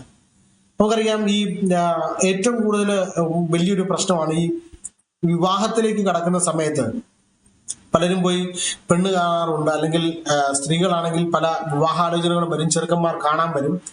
ഈ ഒരു സാഹചര്യത്തിൽ പലർക്കും അറിയത്തില്ല എങ്ങനെയാണ് ദൈവഹിതം തിരിച്ചറിയുന്നത്. പലപ്പോഴും ഞാനും എന്റെ വിവാഹത്തിന്റെ സമയത്ത് ഞാനും ഒത്തിരി ചിന്തിച്ചിട്ടുണ്ട്, എങ്ങനെയാ ദൈവഹിതം തിരിച്ചറിയും? നമ്മൾ ദൈവഹിതമാണോ എന്ന് അറിയാതെ എങ്ങനെ അതിനകത്ത് സ്റ്റെപ്പ് വെക്കും? പലരും നമ്മളോട് പ്രാർത്ഥിക്കാൻ വേണ്ടി ചോദിക്കാറുണ്ട്, ഇത് ദൈവഹിതമാണോ എന്ന് പറയണം, ഈ വിവാഹം ദൈവഹിതമാണോ എന്ന് പറയണം. അങ്ങനെ ദൈവദാസന്മാരെ വിളിച്ച് പ്രാർത്ഥിക്കുന്നവരുണ്ട്, അങ്ങനെ പ്രാർത്ഥിക്കാൻ പറയുന്നവരുണ്ട്. പക്ഷെ നിങ്ങൾക്ക് ഏറ്റവും സിമ്പിൾ ആയിട്ട് ദൈവഹിതത്തെ തിരിച്ചറിയാനുള്ള ഒരു മാർഗം ഞാൻ പറയും.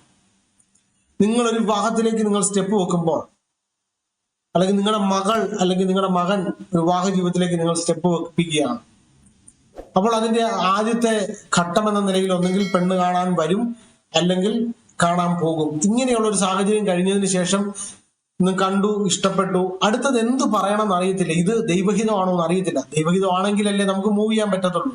അപ്പോൾ ദൈവഹിതത്തിന് പ്രാധാന്യം കൊടുക്കുന്നവരുണ്ട്, ചിലരെ അങ്ങനെ കൊടുക്കുന്നവരല്ല. അവര് സാമ്പത്തിക നിലയും ചുറ്റുപാടുകളും നല്ല കെട്ടുറപ്പുള്ള വീടാണോ, അല്ലെങ്കിൽ അങ്ങനെയുള്ളതൊക്കെ നോക്കി അവർ കല്യാണം കഴിക്കും. പലതും ദൈവഹിതമല്ലായിരിക്കാം, അത് പോയി ഫ്ലോപ്പ് ആയി പോകും, കല്യാണങ്ങളൊക്കെ വലിയ ദുരന്തത്തിലേക്ക് പോകും. നമ്മളൊക്കെ ഇന്ന് വാർത്തകളിലൊക്കെ സ്ഥിരം കാണാറുള്ളതാണ്, പല കുടുംബങ്ങളും തകർന്നു പോകുന്നത്. അപ്പൊ അതുകൊണ്ട് നിങ്ങൾ ദൈവഹിതത്തിന് വേണ്ടി നിങ്ങൾ പ്രാർത്ഥിക്കുക തന്നെ ചെയ്യണം. കാരണം ദൈവത്തിന്റെ പ്ലാനും പദ്ധതിയും അല്ലാത്തൊരു വിവാഹ ജീവിതത്തിലേക്ക് പോയാൽ തകർന്നു തരിപ്പണമായി പോകും. ആ ജീവിതം തന്നെ എന്താ പറയുക, ജീവിതത്തിൽ സമാധാനമോ സന്തോഷമോ ഒന്നും ഉണ്ടാകത്തില്ല, ദൈവിക പദ്ധതികൾ വെളിപ്പെടത്തില്ല. അതുകൊണ്ട് കുഞ്ഞുങ്ങളെ ദൈവഹിതത്തിലേക്ക് അല്ലെങ്കിൽ വിവാഹത്തിലേക്ക് വിടുമ്പോൾ ദൈവത്തിന്റെ ഹിതമാണോ എന്നുള്ളത് നിങ്ങൾ പ്രാർത്ഥിക്കുക. അപ്പോൾ ഞാൻ പറഞ്ഞു വന്നത്, ഇങ്ങനെയുള്ള ഒരു സാഹചര്യത്തിൽ ദൈവഹിതത്തെ എങ്ങനെ തിരിച്ചറിയാൻ കഴിയും, അതാണ് ഞാൻ പറഞ്ഞത്. നിങ്ങൾ ഒരുപക്ഷെ ഇപ്പോ നിങ്ങളുടെ പെൺകുട്ടിയാണെങ്കിൽ ഒരു ചെറുക്കൻ കാണാൻ വന്നു, കണ്ടതിന് ശേഷം പെൺകുട്ടിക്ക് ഇഷ്ടപ്പെട്ടു, നിങ്ങൾക്കും ഇഷ്ടപ്പെട്ടു, ചെറുക്കനും ഇഷ്ടപ്പെട്ടു, വീട്ടുകാർക്കും എല്ലാം ഇഷ്ടപ്പെട്ടു, കാര്യങ്ങളൊക്കെ ഓക്കെ ആയി. പക്ഷെ ഇത് ദൈവഹിതമാണോ എന്ന് അറിയത്തില്ല.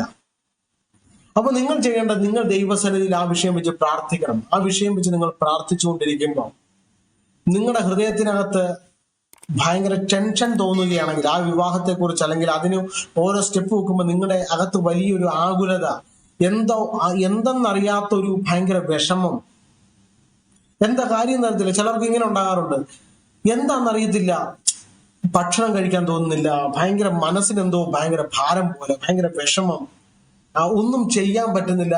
അങ്ങനെ ഒരു പ്രത്യേക സാഹചര്യം, സന്തോഷമെല്ലാം പെട്ടെന്ന് അങ്ങ് പോകും. ആ വിവാഹത്തിന്റെ കാര്യങ്ങളുമായിട്ട് ബന്ധപ്പെട്ടുള്ള കാര്യങ്ങളൊക്കെ ചെയ്യുമ്പോൾ ഒരു വല്ലാത്ത അസ്വസ്ഥത, കാര്യങ്ങളൊന്നും അങ്ങോട്ട് ചെയ്യാൻ പറ്റുന്നില്ല. അപ്പൊ നമ്മൾ ഓർക്കും വിവാഹത്തിന്റെ തടസ്സങ്ങളായിരിക്കും, വിവാഹത്തിൽ നല്ലൊരു ബന്ധത്തിലേക്ക് പോകുമ്പോൾ തടസ്സങ്ങൾ അല്ല, ദൈവത്തിന്റെ ഹിതമല്ല എന്നുള്ളതിന്റെ തെളിവാണ്. ദൈവത്തിന്റെ പ്ലാനിനകത്തേക്കല്ല നമ്മൾ സ്റ്റെപ്പ് വെക്കുന്നതിനെന്നുള്ള തെളിവാണ് നിങ്ങളുടെ അകത്ത് പരിശുദ്ധാത്മാവ് ആ ഒരു ഫീലിംഗ് തരുന്നത്. നിങ്ങൾക്ക് ഒരു സ്വസ്ഥത തരത്തില്ല, നിങ്ങൾക്ക് ഒരു പീസ് മൈൻഡ് ഉണ്ടാവത്തില്ല, നിങ്ങൾക്ക് ഒരു സമാധാനം തരത്തില്ല. നിങ്ങൾക്ക് തന്നെ ഭയങ്കര ഒരു ആകുലത, ആ വിവാഹത്തെ കുറിച്ച് ഓർക്കുമ്പോൾ തന്നെ നിങ്ങൾക്ക് ഭയങ്കര ടെൻഷൻ ഉണ്ടാകുക, ആകുലത ഉണ്ടാകുക, ഉത്കണ്ഠ ഉണ്ടാകുക. അയ്യോ, ഇതെന്തായിത്തീരും, ഇതെന്തോ എനിക്കെന്തോ സംഭവിക്കുമോ, ഇങ്ങനെയുള്ള ടെൻഷനുകളൊക്കെ നമ്മുടെ അകത്ത് വരുന്നതിന്റെ സാരം മറ്റൊന്നുമല്ല, ഇത് പരിശുദ്ധാത്മാവ് നമ്മളെ വിലക്കുകയാണ്. നിങ്ങൾ അതിനകത്തേക്ക് മൂവ് ചെയ്യരുത്. എന്നാൽ നിങ്ങൾ ആ ഒരു വിവാഹത്തിലേക്ക് നിങ്ങൾ സ്റ്റെപ്പ് വെക്കുമ്പോൾ നിങ്ങൾക്ക് ഭയങ്കര സമാധാനം, സന്തോഷം. ഒരു പക്ഷേ ചിലപ്പം ആ ചെറുക്കന് കാണാൻ വന്ന ചെറുക്കന് വലിയ ചുറ്റുപാടുകളൊന്നും കാണത്തില്ലായിരിക്കാം, വലിയ സാമ്പത്തിക സ്ഥിതികളൊന്നും കാണത്തില്ലായിരിക്കാം, ചിലപ്പോ വലിയ നല്ല ജോലിയൊന്നും കാണത്തില്ല. ചിലപ്പോൾ നിങ്ങളുടെ പെൺകുട്ടിയായിരിക്കാം ഇച്ചിലൂടെ അല്പം കൂടെ വിദ്യാഭ്യാസപരമായിട്ടും അല്ലെങ്കിൽ ജോലിപരമായിട്ടും സാമ്പത്തികമായിട്ടും എല്ലാം നിങ്ങൾ തന്നെ ആയിരിക്കാം ചിലപ്പോൾ ഉയർന്നു നിൽക്കുന്നത്. ചെറുക്കൻ അല്പം കൂടെ നിങ്ങളെക്കാൾ താഴ്ന്ന ലെവലിലായിരിക്കാം. പക്ഷെ നിങ്ങൾ ആ വിവാഹത്തിന്റെ കാര്യത്തിൽ അവർ വന്ന് കണ്ടതിന് ശേഷം അതിന്റെ ബാക്കി ക്രമീകരണങ്ങൾ നടത്തുമ്പോൾ നിങ്ങൾക്ക് വലിയൊരു സ്വസ്ഥത തോന്നുകയാണ്, നിങ്ങൾക്ക് വലിയൊരു സമാധാനം തോന്നുകയാണ്. ആ നിങ്ങളുടെ മകൾക്കും അങ്ങനെ തന്നെ ഒരു ടെൻഷനൊന്നുമില്ല, വളരെയധികം പീസ് മൈൻഡ്. ആ കാര്യങ്ങളെ കുറിച്ച് ഓർക്കുമ്പോൾ തന്നെ വലിയൊരു പോസിറ്റീവ് ആയിട്ടുള്ളൊരു ചിന്തയാണ് നിങ്ങൾക്ക് വരുന്നെങ്കിൽ 100% ഞാൻ പറയാം, നിങ്ങൾ സ്റ്റെപ്പ് വെച്ചു. ആ വിവാഹം മുഖാന്തരം അവർക്ക് ഉയർച്ച മാത്രമേ വരികയുള്ളൂ. ഒരിക്കലും ആ കുടുംബജീവിതം തകർന്നു പോകത്തില്ല. കാരണം അതിനകത്ത് ദൈവത്തിന്റെ പ്ലാൻ ഉണ്ട്.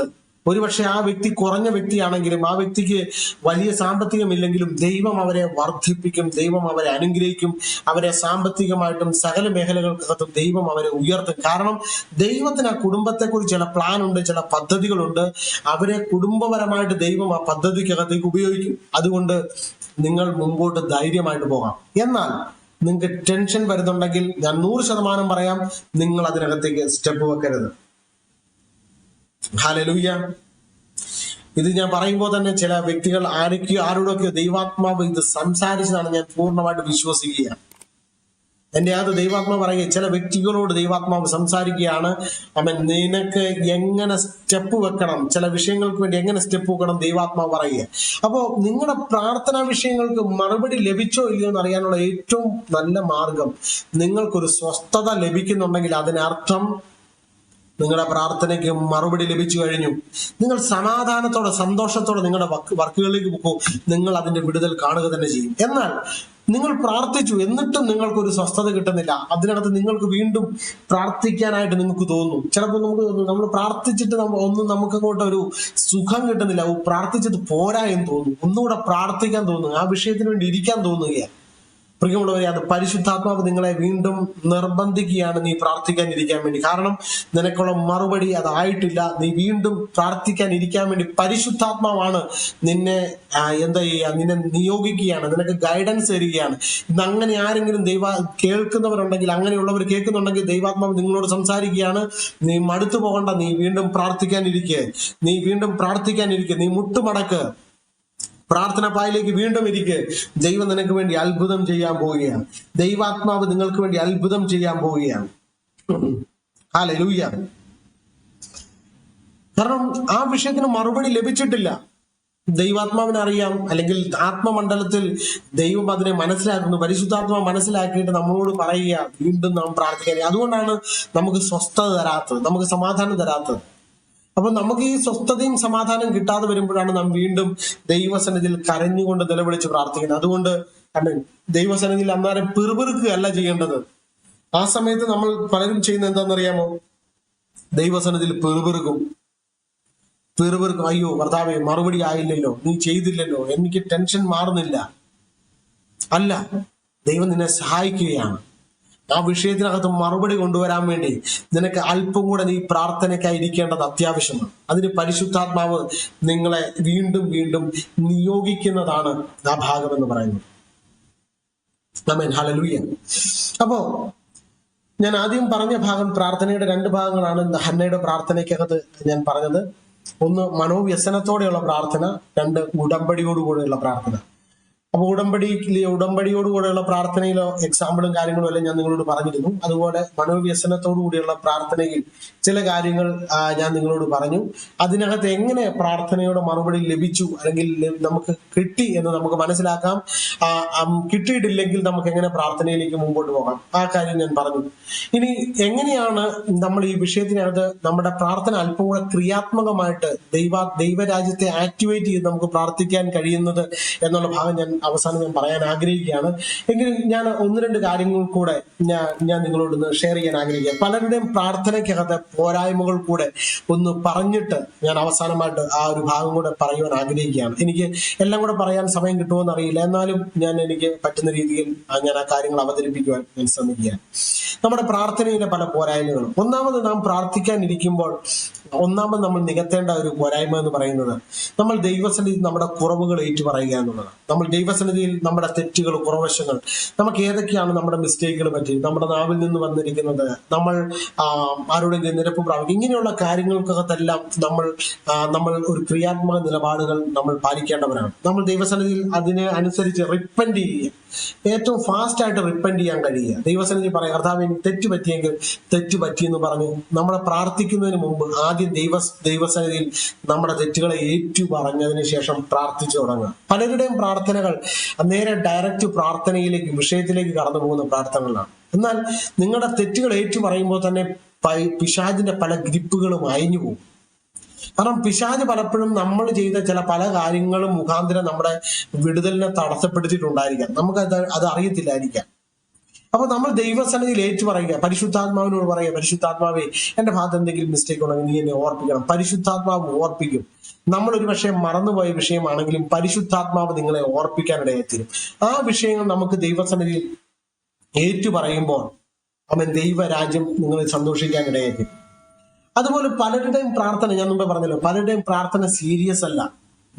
അവർ പ്രാർത്ഥിക്കാൻ ഇരിക്കുമ്പോൾ തന്നെ അവർ പ്രാർത്ഥിക്കുന്നു, അത് ആരെങ്കിലും കേൾക്കുന്നുള്ളതായിട്ട് പോലും അവർക്ക് ചിന്തയില്ല, അവർക്ക് വിശ്വാസമില്ല. അവരുടെ പ്രാർത്ഥനയിൽ എന്തെങ്കിലും സംഭവിക്കുന്നതായിട്ട് അവർ വിശ്വസിക്കുന്നില്ല. അവര് വീടിനകത്തിരുന്ന് പെട്ടെന്ന് ജസ്റ്റ് പ്രാർത്ഥിക്കുന്നു, ഒരു വിഷയം എടുത്ത് പ്രാർത്ഥിച്ച് എഴുന്നേറ്റ് പോകുന്നു. അതിന് എന്തെങ്കിലും വിടുതലോ അതിനെക്കുറിച്ച് അവർ ബോധേഡല്ല. എന്നാൽ അങ്ങനല്ല. നിങ്ങൾ പ്രാർത്ഥിക്കുമ്പോൾ നിങ്ങൾ ആദ്യം മനസ്സിലാക്കേണ്ടത്, പ്രാർത്ഥനയിലെ പോരായ്മകളാണ് ഞാൻ പറയുന്നത്. പ്രാർത്ഥിക്കുമ്പോൾ നിങ്ങൾ ആദ്യം ഉറച്ചു വിശ്വസിക്കണം, നിങ്ങളുടെ പ്രാർത്ഥന കേൾക്കുന്ന ഒരുവനുണ്ട്. അത് നിങ്ങൾ ആ ഫെയ്ത്തിനകത്ത് നിങ്ങൾ ഒരിക്കലും പുറകോട്ട് പോകരുത്. നിങ്ങൾ പ്രാർത്ഥിക്കാൻ മുട്ടുമടക്കുമ്പോൾ തന്നെ നിങ്ങളുടെ മുമ്പിൽ വന്ന് ദൈവം നിൽക്കുന്നു എന്ന് നിങ്ങൾ കാണണം, തിരിച്ചറിയണം. അത് നിങ്ങളുടെ ചിന്തയ്ക്കകത്ത് വരണം. അവൻ എന്റെ പ്രാർത്ഥന ശ്രദ്ധിക്കുന്ന ഒരുവനുണ്ട്. ഞാൻ പറയുന്ന ഓരോ വാക്കുകളും എന്റെ കണ്ണുനീര് തുരുത്തിയിലാക്കുന്ന ഒരുവനുണ്ട്. എന്റെ കണ്ണുനീര് വെറുതെ പോകുന്നില്ല. ഇത് നമ്മളുടെ ഹൃദയത്തിനകത്ത് നാം ഉറപ്പോടുകൂടെ അത് വിശ്വസിക്കണം. നിന്റെ ഓരോ വാക്കും വായിൽ നിന്ന് പുറത്തു പോകുമ്പോൾ നാം വിശ്വസിക്കണം, എന്റെ കണ്ണുനീര് ഇത് വെറുതെ അല്ല പോകുന്നത്. ഈ കണ്ണുനീര് വെറുതെ പോകത്തില്ല. ഞാൻ പറയുന്ന ഒരു വാക്കും പാഴായി പോകത്തില്ല. എന്റെ പ്രാർത്ഥന പാഴായി പോകത്തില്ല. ഞാൻ ഇവിടെ മുട്ടിന്മേൽ ഇരുന്ന് പ്രാർത്ഥിക്കുന്ന ഈ പ്രാർത്ഥന ഒരിക്കലും വെറുതെ ആയി പോകത്തില്ല. ഇതിനൊരു റിസൾട്ട് ഉണ്ടെന്ന് ആത്മാവിൽ നമ്മൾ പറയണം. ആത്മാവിൽ നമ്മൾ അത് വിശ്വസിക്കണം. ഒരുപക്ഷെ നമ്മൾക്ക് അതിന്റെ റിസൾട്ട് ഒന്നും നമ്മൾ കണ്ടു കാണത്തില്ല. നിങ്ങൾ പ്രാർത്ഥിക്കുമ്പോൾ അതിന്റെ മറുപടി ഒരുപക്ഷെ കണ്ടു കാണത്തില്ല. അതിനൊരു പോസിറ്റീവായിട്ടുള്ള എന്തെങ്കിലും നടപടികൾ നടക്കുന്നതായിട്ട് നമുക്ക് തോന്നിയെന്ന് വരത്തില്ല. പക്ഷെ നിങ്ങൾ മടുത്തു പോകാതെ നിങ്ങൾ പ്രാർത്ഥിക്കണം. പ്രാർത്ഥനയുടെ മറുപടി നിങ്ങൾ കണ്ടാലും കണ്ടില്ലെങ്കിലും നിങ്ങളുടെ പ്രാർത്ഥനയെ നിങ്ങൾ ഒരിക്കലും നിങ്ങൾ മടുത്തു പോകാനിടയാകരുത്. ഞാനൊരു ഉദാഹരണം പറയാം. ഏലിയാവ് പ്രാർത്ഥിച്ച ഒരു പ്രാർത്ഥന ഞാൻ നിങ്ങളുടെ മുമ്പിലേക്ക് കൊണ്ടുവരികയാണ്. ഏലിയാവ് ദേശത്തെ അല്ലെങ്കിൽ ആകാശത്തെ അടച്ചു കളഞ്ഞു. മഴ പെയ്യരുതെന്ന് പറഞ്ഞ് ആകാശത്തെ അടച്ചു കളഞ്ഞായിട്ട് കാണുന്നു. അതിനുശേഷം ആഹാബ് രാജാവിനെ താൻ തന്നെ കാണിക്കുമ്പോൾ, അതിനുശേഷം അവിടെ നമുക്ക് കാണാറിയും ബാലിന്റെ പ്രവാചകന്മാരെ വെട്ടിക്കൊല്ലുന്നു. ഇങ്ങനെയുള്ള കുറെ ഭാഗങ്ങളൊക്കെ അവിടെ നടക്കുന്നുണ്ട്. അതിനുശേഷം അവസാനമായിട്ട് താൻ രാജാവിനോട് പറയുന്ന ഒരു കാര്യമുണ്ട്. താൻ രാജാവിനോട് ഇങ്ങനെയാ പറയുന്നത്. താൻ പ്രാർത്ഥിക്കാൻ തുടങ്ങുന്നതിന് മുമ്പായിട്ട് താൻ രാജാവിനോട് പറയുന്നു, മഴയുടെ വലിയൊരു മുഴക്കം കേൾക്കുന്നുണ്ട്. വിശ്വാസത്തോടുള്ള പ്രഖ്യാപനമാണ് അവിടെ നമുക്ക് കേൾക്കാൻ കഴിയുന്നത്. മഴയുടെ വലിയ മുഴക്കം താൻ കേൾക്കുന്നുണ്ടെന്ന് താൻ ഒരു വിശ്വാസ പ്രഖ്യാപനം നടത്തി. അപ്പൊ അവിടെ ഒരു കാർമേഘമില്ല, അല്ലെങ്കിൽ മഴയ്ക്കുള്ള യാതൊരു സാധ്യതകളുമില്ല. ഒരു സാധ്യതയും ഇല്ലാതിരിക്കുമ്പോൾ വിശ്വാസ പ്രഖ്യാപനം നടത്തുകയാണ്. ഞാൻ കേൾക്കുന്നു. എവിടെ കേൾക്കുന്നു? ആത്മമണ്ഡലത്തിൽ ഞാൻ കേൾക്കുക. അതാ ഞാൻ ആദ്യം പറഞ്ഞത്, നിങ്ങൾ ആത്മാവിൽ നിങ്ങൾ വിശ്വസിക്കണം, ആത്മമണ്ഡലത്തിൽ നിങ്ങൾ കാണണം. ഏലിയാവ് ഒരു പക്ഷേ ആത്മമണ്ഡലത്തിൽ ആ മഴ പെയ്യുന്നത് കണ്ടു കാണുമെന്ന് ഞാൻ വിശ്വസിക്കുകയാണ്. ഏലിയാവ് പറയുക, മഴയുടെ വലിയൊരു മുഴക്കം ഞാൻ കേൾക്കുന്നു. ആത്മമണ്ഡലത്തിൽ താൻ കേൾക്കുക. അപ്പോൾ താൻ അത് കേൾക്കുന്നെന്ന് പറഞ്ഞതിന് ശേഷം താൻ പ്രാർത്ഥിക്കാൻ വന്നിരിക്കുന്നു. താൻ മുഴങ്കാലിരുന്ന് താൻ പ്രാർത്ഥിക്കുകയാണ്. താൻ ഒന്നാമത് പ്രാർത്ഥിച്ചിട്ട് തന്റെ ശിഷ്യനോട് പറയുകയാണ്, പോയി നോക്ക്, അവിടെ പോയി നീ കടൽ തീരത്തേക്ക് നോക്കാൻ പറയുമ്പോൾ ഒന്നും കാണുന്നില്ല. ഒരു പ്രതീക്ഷയും അവിടെ ഇല്ല. യാതൊരു സാധ്യതയും യാതൊരു സൈനും അവിടെ കാണുന്നില്ല. അതായത് പ്രാർത്ഥിച്ചതിന്റെ മറുപടിക്കുള്ള യാതൊരു വിധത്തിലുമുള്ള പോസിറ്റീവായിട്ടുള്ള ഒന്നും അവിടെ കാണുന്നില്ല. താൻ വീണ്ടും പ്രാർത്ഥിച്ചു, ഒന്നും കാണുന്നില്ല. പക്ഷെ താൻ 7 വട്ടം പ്രാർത്ഥിച്ചു. 7ാമത്തെ പ്രാവശ്യം അവിടെ ആ വ്യക്തി പോയി നോക്കുമ്പോ പറയുക, ഏലിയാവിനോട് വിളിച്ചു പറയുക, ഒരു ചെറിയ കൈപ്പത്തി പോലെ ഒരു മേഘം അവിടെ ഉയർന്നു വരുന്നത് ഞാൻ കാണുന്നു. അപ്പോ ഏലിയാവ് അവനോട് പറഞ്ഞൊരു കാര്യം, നീ രാജാവിനോട് ചെന്ന് പറയണം. അഹാബിനോട് പറയണം. എന്ത് പറയണം? വലിയ മഴ പെയ്യാൻ പോവാ, നീ രഥം പൂട്ടി നീ വേഗത്തിലോട്. കണ്ടതെന്തുവാണ്? ചെറിയ കൈപ്പത്തി പോലെ ചെറിയൊരു മേഘം. പക്ഷെ പറഞ്ഞതെന്താ? വലിയൊരു മഴ വരുന്നു. കണ്ടത് ചെറുതാണെങ്കിലും പറഞ്ഞത് വലിയതാണ്. പ്രിയമുള്ളവരെ, നിങ്ങളുടെ പ്രാർത്ഥനയിലും ഇങ്ങനെയായിരിക്കണം. ഒരുപക്ഷെ നീ കാണുന്ന റിസൾട്ട് ഒരു ചെറിയ സൈൻ ആയിരിക്കാം. നീ പ്രാർത്ഥിക്കുന്ന വിഷയത്തിന് വേണ്ടി ചെറിയൊരു ചലനമായിരിക്കും കാണുന്നത്, അല്ലെങ്കിൽ കാണുന്നില്ലായിരിക്കാം. പക്ഷെ നീ പറയേണ്ടത്, അയ്യോ ഇത്രയേ ഉള്ളോ സംഭവിച്ചുള്ളോ, ചെറിയൊരു കൈപ്പത്തി പോലെ ഒരു മേഘം പൊങ്ങിയുള്ളോ, ഞാൻ പ്രതീക്ഷിച്ചത് വലിയൊരു മേഘം വരുമെന്നാണല്ലോ, ദേശത്ത് മുഴുവൻ മഴ വേണമല്ലോ, ഈ ചെറിയ മേഘം കൊണ്ട് എന്താകാനാ. ഇതല്ല പറയേണ്ടത്. ആ ചെറുത് കാണുമ്പോൾ നീ പറയേണ്ടത് വലിയ വിടുതൽ പറയണം. നീ പറയണം, വലിയ വിടുതൽ സംഭവിക്കാൻ പോവാ. ഞാൻ പ്രാർത്ഥിച്ച വിഷയത്തിന്റെ മറുപടി, ഞാൻ പ്രാർത്ഥിച്ചതിന്റെ അതിനേക്കാൾ വലുത്, അതിനേക്കാൾ വൻ കാര്യം ദൈവം ചെയ്യാൻ പോവാ. ഇത് നീ പറഞ്ഞാൽ തന്നെ ഭയങ്കര ഡെലിവറൻസ് ഉണ്ടാവും. ആമേൻ, ഹല്ലേലൂയ. അതുകൊണ്ട് ഞാൻ പറയാം, പ്രാർത്ഥനയിലെ ചില പോരായ്മകൾ നിങ്ങൾ ഇങ്ങനെ ചെയ്യണം. നമുക്ക് പ്രാർത്ഥിക്കുമ്പോൾ വളരെ സീരിയസ് ആയിട്ട് പ്രാർത്ഥിക്കാം. പലരും സീരിയസ് ആയിട്ടല്ല പ്രാർത്ഥിക്കുന്നത്, വിശ്വസിക്കാതെയാണ് പ്രാർത്ഥിക്കുന്നത്. റിസൾട്ട് കാണാതെ വരുമ്പോൾ മടുത്തു പോവുക. എന്നാൽ ദൈവാത്മാവ് നിങ്ങളെ ഇത് ഓർപ്പിക്കുകയാണ്, കൂടുതൽ സമയം ഇരുന്ന് പ്രാർത്ഥിക്കണം, പലതവണ പ്രാർത്ഥിക്കണം, മടുത്തു പോകാതെ പ്രാർത്ഥിക്കണം. ചെറിയ റിസൾട്ട് കാണുമ്പോൾ വലിയ വലിയ വിടുതൽ പറയണം, വൻ കാര്യം നടക്കാൻ പോകുന്നു പറയണം, ദൈവം എനിക്ക് വേണ്ടി വൻ കാര്യങ്ങൾ ചെയ്യാൻ പോകുന്നു പറയണം. അങ്ങനെ നിങ്ങൾ പറഞ്ഞാൽ നിങ്ങൾ അത്ഭുത വിടുതലുകൾ കാണാനിടയായി. സമയം മുമ്പോട്ട് പോകുന്നതുകൊണ്ട് ഞാൻ വേഗത്തിൽ അവസാനിപ്പിക്കാൻ ആഗ്രഹിക്കുകയാണ്. ചില കാര്യങ്ങൾ കൂടെ പറയണമെന്ന് ആഗ്രഹമുണ്ടായിരുന്നു, എങ്കിലും ഞാൻ അടുത്ത ദിവസം ഇതിന്റെ ബാക്കിയായിട്ട് അത് പറയാൻ ആഗ്രഹിക്കുകയാണ്. ഞാനിപ്പോ എങ്ങനെ പ്രാർത്ഥിക്കണം, നിങ്ങളുടെ പ്രാർത്ഥനയ്ക്കകത്ത് റിസൾട്ട് കൊണ്ടുവരാൻ വേണ്ടിയിട്ട് നിങ്ങൾ പ്രാർത്ഥിക്കേണ്ട രീതി, ഒന്ന് രണ്ട് രീതികൾ കൂടെ ഞാൻ നിങ്ങൾക്ക് ഒന്ന് പറഞ്ഞതിന് ശേഷം ഞാൻ ഇവിടെ നിർത്തുവാൻ ആഗ്രഹിക്കുകയാണ്. അപ്പോസ്തല പ്രവൃത്തി 4-ാം അധ്യായം അതിന്റെ 31-ാമത്തെ വാക്യം വായിക്കുമ്പോൾ ഇങ്ങനെയാണ് വായിക്കുന്നത്: ഇങ്ങനെ പ്രാർത്ഥിച്ചപ്പോൾ അവർ കൂടിയിരുന്ന സ്ഥലം കുലുങ്ങി, എല്ലാവരും പരിശുദ്ധാത്മാവ് നിറഞ്ഞവരായി ദൈവവചനം ധൈര്യത്തോടെ പ്രസ്താവിച്ചു. ഞാനത് വായിക്കുന്നു, ഇങ്ങനെ പ്രാർത്ഥിച്ചപ്പോൾ അവർ കൂടിയിരുന്ന സ്ഥലം കുലുങ്ങി. ഇങ്ങനെ പ്രാർത്ഥിച്ചപ്പോൾ, അപ്പോ എങ്ങനെ പ്രാർത്ഥിച്ചപ്പോൾ, അതിന് പുറകോട്ടുള്ള ഭാഗം നാം വായിക്കുമ്പോൾ നമുക്ക് കാണാൻ കഴിയും, ആ ഒരു ഭാഗങ്ങളിൽ അവരിൽ കൂടെ വലിയ അത്ഭുതങ്ങളും അടയാളങ്ങളും ഒക്കെ സംഭവിച്ചപ്പോൾ അവരെ അവിടെ പീഡിപ്പിക്കുവാനായിട്ട് അവിടെ മഹാപുരോഹിതന്മാരും അല്ലെങ്കിൽ സംഘങ്ങളും അങ്ങനെയുള്ള വ്യക്തികളെല്ലാം അവർക്കെതിരായിട്ട് വലിയൊരു ഗ്രൂപ്പ് അവിടെ എഴുന്നേറ്റു. ആ സമയത്ത് അവർ ഒരു മനസ്സോടെ ദൈവസന്നിധിയിൽ ഇരുന്ന് പ്രാർത്ഥിച്ചു. ഒന്നാമത്തെ കാര്യം, ഒരു മനസ്സോടെയുള്ള പ്രാർത്ഥന. ഒരു മനസ്സോടെയുള്ള പ്രാർത്ഥനയ്ക്ക് വൻ കാര്യങ്ങളെ നിങ്ങളുടെ വീട്ടിനകത്ത് വലിയ റിസൾട്ടുകളെ കൊണ്ടുവരാൻ കഴിയും. യേശു തന്നെ പറഞ്ഞൊരു കാര്യമുണ്ട്, ഒരു രാജ്യം തന്നെ തന്നെ ഛിദ്രിച്ചാൽ അതിന് നിലനിൽപ്പില്ല. ഒരു രാജ്യം തന്നെ തന്നെ ഛിദ്രിച്ചാൽ, അതായത് ഒരു രാജ്യത്തിനകത്ത് ഭയങ്കര ഭിന്നതയുണ്ടെങ്കിൽ ഒരിക്കലും ആ രാജ്യത്തിന് നിലനിൽക്കാൻ കഴിയത്തില്ല.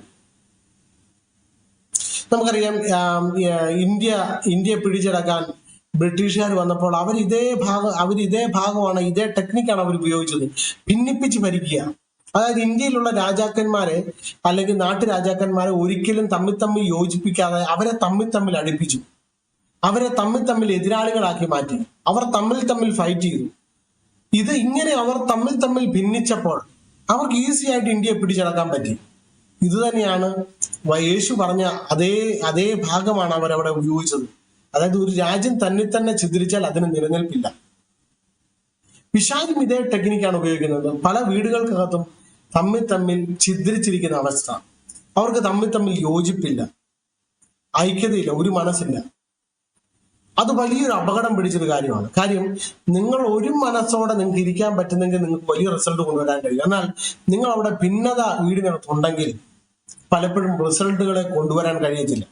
അതുകൊണ്ട് ഇന്ന് ദൈവശബ്ദം നിങ്ങൾ കേൾക്കുമ്പോൾ നിങ്ങളുടെ വീടിനകത്ത് നിങ്ങളുടെ ഭിന്നതകൾ മാറി നിങ്ങൾക്ക് ഒരു മനസ്സോടെ ഇരുന്ന് പ്രാർത്ഥിക്കാനുള്ള ഒരു അഭിഷേകം ദൈവം തരട്ടെ എന്ന് ഞാൻ ആത്മാവിൽ പ്രാർത്ഥിക്കുകയാണ്.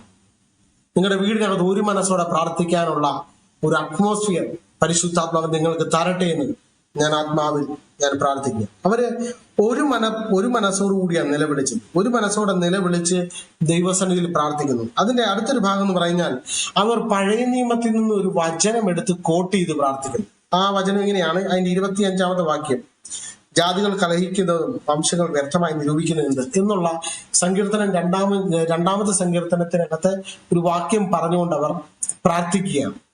അപ്പോൾ അപ്പോസ്തലന്മാരുടെ പ്രാർത്ഥനയിലെ വലിയൊരു പ്രത്യേകതയായിരുന്നു അവർ വചനം കോട്ട് ചെയ്ത് പ്രാർത്ഥിക്കും. അവർക്ക് ഏതിനകത്താണോ വിടുതൽ വേണ്ടിയത് അവരുടെ പ്രാർത്ഥനയുടെ ഒന്നാമത്തെ പ്രധാനപ്പെട്ട കാര്യം അവർ ഒരു മനസ്സോടെ ഇരുന്ന് പ്രാർത്ഥിച്ചു. ഒരുമനപ്പെട്ട് പ്രാർത്ഥിക്കുമ്പോൾ വലിയ വിടുതൽ കൊണ്ട് നമുക്കറിയാം. അവർ അപ്പോസ്തല പ്രവൃത്തി 2-ാം അധ്യായത്തിൽ നമുക്ക് കാണാം അവർ ഒരു മനസ്സോടെ പ്രാർത്ഥിച്ചുകൊണ്ടിരുന്നു. അവർ ഒരു മനസ്സോടെ പ്രാർത്ഥിച്ചുകൊണ്ടിരുന്നപ്പോൾ പരിശുദ്ധാത്മ അവിടെ ഇറങ്ങി. അപ്പോഴും അവരിരുന്ന സ്ഥലം കുലുങ്ങിയെന്ന് കാണാൻ കഴിയും. ഞാൻ ഒത്തിരി കുറെ കാര്യങ്ങൾ പറയണമെന്ന് ആഗ്രഹിച്ചതാണ്, പക്ഷെ സമയം ഒത്തിരി മുമ്പോട്ട് പോയതുകൊണ്ട് ഞാൻ അതൊന്നും പറയാൻ ആഗ്രഹിക്കുന്നില്ല. അപ്പോ ഒന്നാമത്തെ കാര്യം ഒരു മനസ്സോടെ ഇരുന്ന് പ്രാർത്ഥിക്കുക. രണ്ടാമത്തെ കാര്യമാണ് ഞാൻ പറഞ്ഞത്. എന്താണ് രണ്ടാമത്തെ കാര്യം എന്ന് പറയുന്നത്? അവർ വചനത്തെ കോട്ട് ചെയ്ത് പ്രാർത്ഥിച്ചു. നമുക്കറിയാം ദൈവവചനം നമ്മളോടുള്ള വാഗ്ദത്തമാണ്. ദൈവവചനത്തിന് ഒരു പവറുണ്ട്, ശക്തിയുണ്ട്. ദൈവവചനം എവിടെ ഉരുവിട്ടാലും ആ വചനം അതിന്റെ ക്രിയ ചെയ്യും. അപ്പൊ നിങ്ങൾ പ്രാർത്ഥിക്കുമ്പോൾ, നിങ്ങൾ ആത്മാവിൽ നിങ്ങൾ പ്രാർത്ഥിച്ചുകൊണ്ടിരിക്കുമ്പോൾ നിങ്ങൾ വചനം ഉരുവിട്ട് പ്രാർത്ഥിച്ചാൽ നിങ്ങൾക്ക് ഏത് വിടുതലാണോ വേണ്ടിയത്, ഏത് കാര്യത്തിനകത്താണോ നിങ്ങൾക്ക് റിസൾട്ട് വേണ്ടിയത്, അതിനനുസരിച്ചുള്ള പ്രാർത്ഥനയ്ക്കകത്ത് നിങ്ങൾ വചനം കൂട്ടി നോക്കി. ഒരുപക്ഷെ നിങ്ങൾക്കെതിരായിട്ട് വളരെയധികം ഫൈറ്റിങ്ങുകൾ ഉണ്ടായിരിക്കാം, പൈശാചികമായ വലിയ അറ്റാക്കുകൾ ഉണ്ടായിരിക്കാം. ആ സമയത്ത് നമുക്ക് വോട്ട് ചെയ്യാം, ഒരെണ്ണത്തും എനിക്ക് ഭവിക്കില്ല, ഒരു ബാധയും എന്റെ കൂടാരത്തിന് അടുക്കത്തില്ല. ഈ വചനം കോട്ട് ചെയ്ത് പ്രാർത്ഥിക്കാം. ആ വചനം വെച്ച് നമ്മൾ പ്രാർത്ഥിക്കാൻ തുടങ്ങുമ്പോൾ തന്നെ ഭയങ്കര ശക്തി വ്യാപരിക്കാൻ തോന്നും. നമ്മുടെ പ്രാർത്ഥനയ്ക്കകത്ത് ഒരു ഇന്ധനം ഒഴിക്കുന്നത് പോലെ. നമുക്കറിയാം നമ്മൾ തീ കത്തിക്കുന്നവരാണ്, നമ്മൾ കൂട്ടിയിട്ട് തീയൊക്കെ കത്തിക്കുന്നവരാണ്. അപ്പൊ തീ കത്തിക്കൊണ്ടിരിക്കുമ്പോൾ അതൊരു പ്രത്യേക രീതി കത്തിക്കൊണ്ടിരിക്കുമ്പോൾ ആ കത്തിക്കൊണ്ടിരിക്കുന്ന തീക്കകത്തോട്ട് പെട്ടെന്ന് കുറച്ച് പെട്രോളോ അല്ലെങ്കിൽ മണ്ണെണ്ണയോ അതുപോലെയുള്ള വീണ്ടും ആളി കത്തിക്കുന്ന ഇന്ധനങ്ങൾ എന്തെങ്കിലും നമ്മൾ ഒഴിച്ചാൽ എന്ത് ചെയ്യും? പെട്ടെന്ന് ആ തീ ആളി കത്തും. ഇതുപോലെയാണ് നമ്മൾ പ്രാർത്ഥിച്ചുകൊണ്ടിരിക്കുമ്പോൾ വചനം കോട്ട് ചെയ്യുമ്പോൾ ആ പ്രാർത്ഥനയുടെ ശക്തി വർദ്ധിക്കാൻ തുടങ്ങും. ആ പ്രാർത്ഥന ദൈവരാജ്യത്തെ ചലിപ്പിക്കും. പഴയ നിയമത്തിലൊക്കെ ഉള്ള പ്രാർത്ഥന ഇങ്ങനെയാണ്. ഞാൻ ആ ഭാഗം ഒന്ന് പറയണമെന്ന് ആഗ്രഹിച്ചാണ്, പക്ഷെ ഞാൻ വിചാരിക്കും നാളെ പറയാന്ന് വിചാരിക്കുന്നു. അതായത് ഞാൻ ആ ഭാഗം ഒന്ന് വായിക്കാം. 1 ശമൂവേൽ പുസ്തകം 2-ാം അധ്യായം അതിനകത്ത് 20-ാമത്തെ വാക്യം ഇങ്ങനെയാണ് വായിക്കുന്നത്. യഹോവ അവളെ ഓർത്തു. ഞാൻ നിങ്ങളെ ബ്ലസ് ചെയ്യാണ്. നിങ്ങളെ ദൈവം ഓർക്കുന്ന സമയമാണ്. നിങ്ങളെ ഓർക്കുന്ന സമയമായി മാറും. യഹോവ അവളെ ഓർത്തു. അപ്പോ ഈ ഓർക്കുക എന്ന് പറയുമ്പോൾ ദൈവം എന്താ മറന്നു പോകുന്ന ദൈവത്തിന് ഭയങ്കര മറവി ഉണ്ടായിട്ടാണോ ദൈവം ഓർത്തു എന്ന് പറയുന്നത്? അതുകൊണ്ടല്ല, അതൊരു ടൈമിംഗ് ആണ്. ഞാൻ ആ ഒരു ഭാഗത്തെ കുറിച്ച് ഞാൻ പിന്നീട് സംസാരിക്കാൻ ആഗ്രഹിക്കുക. അപ്പോൾ ദൈവത്തെ ഓർമ്മിപ്പിക്കുന്നവരുണ്ട്. അതാ ഞാൻ ഇവിടെ പറഞ്ഞത്. ചില കാര്യങ്ങൾ നമ്മൾ ദൈവത്തെ റിമൈൻഡ് ചെയ്യിക്കുകയാണ്. നമ്മൾ ചില വചനങ്ങൾ കോട്ട് ചെയ്യുമ്പോൾ നിന്റെ പ്രോമിസ് ഇങ്ങനെ കിടപ്പുണ്ട്. അത് ദൈവത്തിന് ഭയങ്കര ഇഷ്ടമാണ്. ദൈവത്തിന്റെ പ്രോമിസുകളെ നമ്മൾ പ്രൊക്ലെയിം ചെയ്യുന്നത്, അതിനെ ഡിക്ലെയർ ചെയ്യുന്നത് ദൈവത്തെ ഭയങ്കരമായിട്ട് സന്തോഷിപ്പിക്കുന്ന കാര്യമാണ്. പരിശുദ്ധാത്മാവിനെ വളരെയധികം സന്തോഷിപ്പിക്കുന്ന കാര്യമാണ്. കാരണം നമുക്കറിയാം, നമ്മളൊരു കോർട്ടിലേക്ക് ചെന്നാൽ, ഒരു കോടതിയിൽ ചെന്നിട്ട് ഒരു വിഷയമായിട്ട് നമ്മളൊരു കംപ്ലൈന്റ് ഉണ്ട്, ഒരു പെറ്റീഷൻ ഉണ്ട്, നമ്മൾ കോടതിയിൽ ചെന്നാൽ നമുക്ക് ചുമ്മാ എന്തെങ്കിലും കാര്യം പറയാൻ പറ്റത്തില്ല. അവിടെ പ്രധാന വക്കീലന്മാരുണ്ട്. അതിനകത്തൊരു ചില നിയമങ്ങളുണ്ട്. അവിടുത്തെ നിയമത്തിനനുസരിച്ചാണ് ഇന്ത്യൻ പീനൽ കോഡിൽ പറഞ്ഞിരിക്കുന്നത് പോലെ നിയമ സംവിധാനത്തിൽ പറഞ്ഞിരിക്കുന്ന നിയമങ്ങൾക്കനുസരിച്ചാണ് വാദങ്ങൾ അവിടെ നടക്കുന്നത്. അല്ലാതെ വെറും വാക്ക് നമുക്ക് അവിടെ പറഞ്ഞുകൊണ്ടിരിക്കാൻ കഴിയത്തില്ല.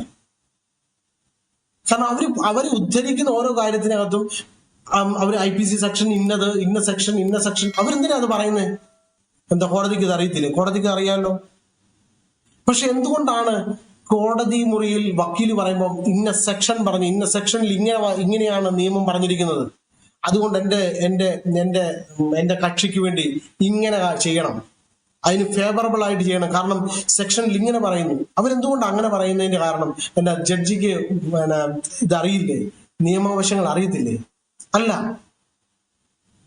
അവരവിടെ അവരുടെ ക്ലിയർ ആയിട്ടുള്ള കാര്യം, അവരുടെ സ്റ്റേറ്റ്മെന്റ് വ്യക്തമായിട്ട് അവിടെ പറയുക. അവരുടെ സ്റ്റേറ്റ്മെന്റ് വ്യക്തമായി പറയുമ്പോൾ അവർക്കെതിരെ നിൽക്കുന്ന ഒരു വക്കീലുണ്ട്, അല്ലെങ്കിൽ അവർക്കെതിരെ നിൽക്കുന്ന ഒരു ഒപ്പോസിഷൻ നിൽക്കുന്ന ആളുകളുണ്ട്. അവരുടെ മുമ്പിൽ അവരുടെ വാദങ്ങളെ വളരെ ക്ലിയർ ആയിട്ട് അവർ പറയുകയാണ്. ഇന്നതാണ് കാരണം, അതിന്റെ റീസൺ ഇങ്ങനെയാണ്, അതിന്റെ നിയമത്തിൽ ഇങ്ങനെ പറയുന്നുണ്ട്, ആ നിയമപരമായിട്ടാണ് ഞങ്ങളുടെ സ്റ്റാൻഡ് ഞങ്ങൾ നിൽക്കുന്നത് എന്ന് പറഞ്ഞുകൊണ്ട് അവർക്ക് അവിടെ ആർഗ്യുമെന്റ് നടത്തുകയാണ്. എന്ന് പറഞ്ഞതുപോലെ ഇതൊരു ഹെവൻലി നിങ്ങൾ പ്രാർത്ഥിക്കാനിരിക്കുമ്പോൾ നിങ്ങളൊരു ഹെവൻലി കോർട്ടിലേക്കാണ് നിങ്ങൾ കയറുന്നത്. അവിടെ പൈശാചിക ലോകമുണ്ട്. അവരുടെ മുമ്പിൽ നിങ്ങൾ ദൈവവചനത്തെ നിങ്ങൾ കോട്ട് ചെയ്ത് പ്രാർത്ഥിക്കുമ്പോൾ പൈശാചിക ലോകം നിശബ്ദമായി പോകും. അവർക്ക് ചലിക്കാൻ കഴിയത്തില്ല. കാരണം ദൈവത്തിന്റെ വചനത്തിന്റെ മുമ്പിൽ പിശാചിന്റെ ലോകം മുട്ടുകുത്തുവാനിടയായി തീരും. ദൈവവചനം ഉദ്ധരിച്ച് പ്രാർത്ഥിക്കണം. നമുക്ക് പറയാൻ കഴിയും, പാമ്പുകളെയും തേളുകളെയും ശത്രുവിന്റെ സകലബലത്തെയും ചവിട്ടുവാനുള്ള അധികാരം എൻ്റെ മേലുണ്ട്. അതുകൊണ്ട് ഞാനിപ്പോൾ പ്രാർത്ഥിക്കുമ്പോൾ തന്നെ ചില പാമ്പിന്റെ ശക്തികൾ, തേളിന്റെ ശക്തികൾ, പൈശാചിക ലോകങ്ങൾ എൻ്റെ മുമ്പിൽ മുട്ടുകുത്തുകയാണ്. കാരണം ദൈവം തന്നിരിക്കുന്ന പ്രോമിസ് ആണത്. നമുക്ക് പ്രാർത്ഥിക്കാൻ കഴിയും, എനിക്കെതിരായി ഉണ്ടാക്കുന്ന യാതൊരു ആയുധവും ഫലിക്കുകയില്ല. ഒരുപക്ഷെ നിങ്ങൾക്കെതിരായിട്ട് കൂടോത്രങ്ങൾ ചെയ്യാറുണ്ടായിരിക്കാം, മന്ത്രവാദങ്ങൾ ഉണ്ടായിരിക്കാം, ആഭിചാര പ്രവൃത്തി ചെയ്യുന്നവരുണ്ടായിരിക്കാം, കുടുംബ ബന്ധങ്ങളിൽ കൂടെ നേർച്ച കാഴ്ചകൾ ചെയ്യുന്നവരുണ്ടായിരിക്കാം. നിങ്ങൾക്ക് പറയാം, നിങ്ങളുടെ പ്രാർത്ഥനയിൽ പറയാം, എനിക്കെതിരായുള്ള യാതൊരു ആയുധവും ഫലിക്കത്തില്ല. ദൈവത്തിന്റെ വചനത്തിൽ ഇങ്ങനെ പറയുന്നു, അതുകൊണ്ട് എനിക്കെതിരായിട്ട് അത് ഫലിക്കത്തില്ല. ആഭിചാരം തകർന്നു പോകും, മന്ത്രവാദം തകർന്നു പോകും, എൻ്റെ മേൽ ഇതൊന്നും ഏശത്തില്ല. നമുക്ക് പറയാൻ കഴിയും. ഇതുപോലെ ദൈവിക വചനങ്ങൾ നമുക്ക് കോട്ട് ചെയ്യാൻ കഴിയും. പല വചനങ്ങളും ഉണ്ട്. ഇതേപോലെ വചനങ്ങൾ കോട്ട് ചെയ്ത് നമ്മൾ പ്രാർത്ഥിക്കുമ്പോൾ നിങ്ങളുടെ പ്രാർത്ഥനയ്ക്ക് റിസൾട്ട് വളരെ ഫാസ്റ്റ് ആയിട്ട് വരാനിടയെത്തിയും. നിങ്ങൾ പ്രതീക്ഷിക്കുന്നതിനേക്കാൾ അപ്പുറമായിട്ടുള്ള റിസൾട്ടുകൾ നിങ്ങൾ കാണാൻ തുടങ്ങും. പിശാച് കെട്ടിവെച്ച മുഖങ്ങൾ, നിങ്ങളുടെ വീടിനകത്ത് വെച്ച മുഖങ്ങൾ തകർന്നു പോകുന്നത് കാണാൻ കഴിയും. നിങ്ങളുടെ തലമുറകളുടെ മേൽ പിശാച് വെച്ച മുഖങ്ങൾ അത് അഴിഞ്ഞു മാറുന്നത് കാണാൻ കഴിയും. തലമുറകളുടെ ഭാവി, അതിനെ ബന്ധിച്ചത്, അതിനെ കെട്ടിയത് അഴിഞ്ഞു പോകുന്നത് നിങ്ങൾക്ക് കാണാൻ കഴിയും. നിങ്ങളുടെ ഹസ്ബൻഡ് വീടിനകത്ത് ഉണ്ടായിക്കൊണ്ടിരിക്കുന്ന പ്രശ്നങ്ങൾ, പ്രതിസന്ധികൾ, ആ വ്യക്തിയിൽ കൂടെ വീടിനകത്ത് ഉണ്ടായിരിക്കുന്ന ദോഷങ്ങൾ, ഇങ്ങനെയുള്ള കാര്യങ്ങളവൻ ദൈവീയ വിടുതലുകൾ ഫാസ്റ്റായിട്ട് അവിടെ വെളിപ്പെടാനിടയായിത്തീരും. ഭാവിയുമായിട്ട് ബന്ധപ്പെട്ട് വഴി തുറക്കാതിരിക്കുമ്പോൾ നമുക്ക് പറയാൻ കഴിയും, ദൈവം എനിക്ക് വേണ്ടി വഴി തുറക്കാൻ പോവുകയാണ്. വിശ്വസിച്ചുകൊണ്ട് ആത്മാവിൽ വചനം ഡിക്ലെയർ ചെയ്ത് പ്രാർത്ഥിക്കണം. പ്രാർത്ഥിച്ചു കഴിഞ്ഞിട്ട് നമ്മൾ തന്നെ പറയണം, എൻ്റെ പ്രാർത്ഥനയ്ക്ക് ഉത്തരം ലഭിച്ചു കഴിഞ്ഞിരിക്കുന്നു, എൻ്റെ പ്രാർത്ഥനയ്ക്ക് മറുപടി ലഭിച്ചു കഴിഞ്ഞിരിക്കുന്നു. ജോലിക്ക് വേണ്ടി പ്രാർത്ഥിക്കുന്നവർ എന്ത് ചെയ്യണമെന്നറിയാമോ? ജോലി ലഭിച്ചതായിട്ട് നിങ്ങൾ കാണണം. നിങ്ങൾ എന്നിട്ട് അത് നിങ്ങളുടെ സ്വപ്നത്തിൽ, ദർശനത്തിൽ നിങ്ങൾ അത് കാണുന്നവരായി തീരണം. അതിന് മറുപടി ലഭിച്ചെന്ന് നിങ്ങൾ വിശ്വസിക്കണം. എൻ്റെ പ്രാർത്ഥന ഓൾറെഡി ദൈവരാജ്യത്തിൽ എത്തിയെന്ന് നിങ്ങൾ വിശ്വസിക്കണം. അതിന് മറുപടി വന്നു എന്ന് നിങ്ങൾ വിശ്വസിക്കണം. അത്ഭുതം കണ്ടു തുടങ്ങും. മക്കളുടെ വിവാഹമാണെങ്കിൽ നിങ്ങൾ വിവാഹം കാണാൻ ശ്രമിക്കണം. പ്രിയമുള്ളവരെ, പ്രാർത്ഥന വെറും ഒരു അധ്വാനമല്ല, പ്രാർത്ഥന യുദ്ധമാണ്. ഞാനിത് സാധാരണ വ്യക്തികളോടല്ല ഞാൻ സംസാരിക്കുന്നത്. വെറുതെ എന്തെങ്കിലും പ്രാർത്ഥിക്കുന്നവരോട് അല്ല ഈ ദൈവത്തിന്റെ വചനം ഇടപെടുന്നത്. വലിയ പ്രതിസന്ധിക്കകത്തൂടെ പോകുന്ന, വലിയ പ്രശ്നത്തിനകത്തൂടെ പോകുന്ന ചില വ്യക്തികളോട് ആത്മാവ് പറയുക, നീ പ്രാർത്ഥനാ മുറിയെ നീ ഒന്ന് യുദ്ധം ചെയ്തു തുടങ്ങിയാൽ, പ്രാർത്ഥനാ മുറിയെ നീ വചനം പറഞ്ഞ് നീ പ്രാർത്ഥിച്ചു തുടങ്ങിയാൽ അത്ഭുതം കാണും. നമ്മളിവിടെ വായിച്ച വാക്യത്തിൽ ഇങ്ങനെയാണ്, ഇങ്ങനെ പ്രാർത്ഥിച്ചപ്പോൾ അവർ കൂടിയിരുന്ന സ്ഥലം കുലുങ്ങി. എങ്ങനെ പ്രാർത്ഥിച്ചെന്നുള്ള ഭാഗമാണ് ഞാൻ പറഞ്ഞത്. ഇങ്ങനെയുള്ള പ്രാർത്ഥനകളാണ് നമുക്ക് ആവശ്യം. നിങ്ങളുടെ പ്രാർത്ഥന ഇതുപോലെ ഒന്ന് ആക്കി നോക്കിക്കേ. ഒരു മനസ്സോടെ ഒരുമിച്ച് പ്രാർത്ഥിച്ച്. 2, നിങ്ങൾ എങ്ങനെ പ്രാർത്ഥിക്കണം? ദൈവവചനം കോട്ട് ചെയ്ത് പ്രാർത്ഥിക്കണം. ദൈവവചനത്തെ ഉരുവിട്ടുകൊണ്ട് പ്രാർത്ഥിക്കണം. ദൈവവചനം ശക്തമായി ഉരുവിട്ടുകൊണ്ട് പ്രാർത്ഥിക്കണം. ഒരു വട്ടം വചനം പറഞ്ഞ പോലെ പലവട്ടം നിങ്ങൾ ആവർത്തിക്കണം. ആ വചനം പലവട്ടം ആവർത്തിച്ച് പറയണം. ആവർത്തിച്ച് പറയണം. ദൈവസന്നിധി ചില ഉടമ്പടികൾ എടുക്കണം. കർത്താവേ, എൻ്റെ ഈ പ്രാർത്ഥനയ്ക്ക് നീ മറുപടി തന്നാൽ ഞാൻ നിനക്ക് വേണ്ടി ചില കാര്യങ്ങൾ ചെയ്യാം, ഞാൻ നിനക്ക് വേണ്ടി സാക്ഷ്യം പറയാം, അല്ലെങ്കിൽ ഞാൻ ഇന്ത്യൻ്റെ കാര്യം ചെയ്യാം, ഞാൻ നിന്നെ ഓഫറിങ്ങുകൾ ചെയ്യാം. ഇന്ന് എന്തു ആയിക്കൊള്ളട്ടെ, നിങ്ങൾക്ക് എങ്ങനെയൊക്കെ ദൈവസന്നിധിയിൽ ഉടമ്പടി ചെയ്യാൻ പറ്റുമോ ആ രീതിയിൽ നിങ്ങൾ ഉടമ്പടി ചെയ്ത് നോക്കുക. ഞാൻ കണ്ടിട്ടുണ്ട് വലിയ പ്രശ്നത്തിനകത്തിരുന്ന വ്യക്തികൾ, ചിലര് വലിയ രോഗത്താൽ ഭാരപ്പെട്ടവര്, പണ്ട് ഞാൻ കണ്ടിട്ടുണ്ട് സഭയ്ക്ക് വേണ്ടി സ്ഥലം കൊടുത്തവരെ ഞാൻ കണ്ടിട്ടുണ്ട്. 5 സെന്റ് സ്ഥലം അവിടെ സഭ വെക്കാൻ വേണ്ടി കൊടുക്കുന്നു. ഇപ്പൊ നിങ്ങളിപ്പോ സ്ഥലം കൊടുക്കാൻ വേണ്ടിയല്ല ഞാൻ പറയുന്നത്. ഞാൻ പറഞ്ഞത് ഒരു ഉദാഹരണം പറഞ്ഞു, പക്ഷെ ഞാൻ കണ്ടിട്ടുള്ള കാര്യമാണ്. അവിടെ ചർച്ചുകൾ ഉയർന്നു, പ്രാർത്ഥനകൾ നടന്നു, അവർക്ക് വേണ്ടി ദൈവം അത്ഭുതം ചെയ്യാനിടയായി തീർന്നു. പ്രിയമുള്ളവരെ, ഇതുപോലെ ചില ഉടമ്പടികൾ നിങ്ങൾക്ക് ദൈവസന്നിധിയിൽ എന്താണോ ചെയ്യാൻ കഴിയുന്നത് അതുപോലെ ചില ഉടമ്പടികൾ ചെയ്യാൻ കഴിയട്ടെ. ദൈവസന്നിധിയിൽ നിങ്ങൾക്ക് എങ്ങനെയൊക്കെ നിങ്ങൾക്ക് കരയാൻ പറ്റുമോ ആ രീതിയിൽ നിങ്ങൾ കരയുക. ദൈവസന്നിധിയിൽ എങ്ങനെയൊക്കെ വചനം പറയാൻ പറ്റുമോ അങ്ങനെയൊക്കെ നിങ്ങൾ വചനം പറയുക. ഒരു മനസ്സോടെ ഇരുന്ന് പ്രാർത്ഥിക്കാൻ കഴിയുന്നവർ ഒരു മനസ്സോടെ പ്രാർത്ഥിക്കുക. റിസൾട്ടുകൾ വരാൻ പോവുകയാണ്. ഞാനിത് പറഞ്ഞുകൊണ്ടിരിക്കുമ്പോൾ തന്നെ ഞാൻ ഇവിടെ അവസാനിപ്പിക്കുകയാണ്. അടുത്ത ഭാഗത്ത് ഞാൻ ബാക്കിയുള്ള കാര്യങ്ങൾ വിശദീകരിക്കാമെന്ന് വിചാരിക്കുകയാണ്. ഞാനിത് പറഞ്ഞുകൊണ്ടിരിക്കുമ്പോൾ തന്നെ ഞാൻ ആത്മാവിൽ ഞാൻ പറയാം, നിങ്ങളുടെ പ്രാർത്ഥനയ്ക്ക് വേണ്ടി ദൈവം ചില മറുപടികളെ തരാൻ പോവുകയാണ്. വിശ്വാസത്തോട് ഒരുപക്ഷെ നിങ്ങൾ മടുത്തു പോയായിരിക്കാം, നിങ്ങൾ അനവധി വട്ടം പ്രാർത്ഥിച്ചിട്ടും റിസൾട്ട് കണ്ടു കാണത്തില്ല. പക്ഷെ ഇന്ന് ഞാൻ പ്രവചിച്ചു പറയുന്നു, നിങ്ങൾക്ക് വേണ്ടി ദൈവം ചില അത്ഭുതം ചെയ്യാൻ പോവുകയാണ്. ഇന്ന് നിങ്ങൾക്ക് വേണ്ടി കർത്താവ് ചില അത്ഭുതങ്ങൾ ചെയ്യാമോ? നിങ്ങളുടെ വീടിനകത്ത് അത്ഭുത പ്രവർത്തികൾ ഈ ദിവസങ്ങൾ തന്നെ അത് സംഭവിക്കാൻ പോവുകയാണ്. ഒരു വാക്ക് ഞാൻ നിങ്ങൾക്ക് വേണ്ടി പ്രാർത്ഥിക്കാൻ ആഗ്രഹിക്കുക. നിങ്ങളുടെ പ്രാർത്ഥനാ വിഷയങ്ങൾ എന്തെങ്കിലും ഉണ്ടെങ്കിൽ ദയവായി നിങ്ങൾ കമന്റ് ചെയ്യണമെന്ന് ഞാൻ ഓർപ്പിക്കുന്നു. നിങ്ങൾ കമന്റ് ചെയ്യുക, ഞങ്ങൾ നിങ്ങൾക്ക് വേണ്ടി പ്രാർത്ഥിക്കാം. അതുപോലെ തന്നെ നിങ്ങൾ ഈ മെസ്സേജ് മറ്റുള്ളവരിലേക്ക് നിങ്ങൾ ഷെയർ ചെയ്ത് കൊടുക്കുക, മറ്റൊരാൾ കൂടെ അനുഗ്രഹമായി തീരട്ടെ. ഞാൻ നിങ്ങൾക്ക് വേണ്ടി ഒരു വാക്ക് പ്രാർത്ഥിക്കാം. ഞങ്ങളുടെ സ്വർഗീയ പിതാവേ, നല്ല സമയത്തിനായി ഞാൻ സ്തോത്രം ചെയ്യുന്നു. ഞങ്ങൾ ഒരുമിച്ച് ഈ വചനം കേട്ട സകല വ്യക്തികളെ ഞങ്ങൾ അനുഗ്രഹിക്കുകയാണ്.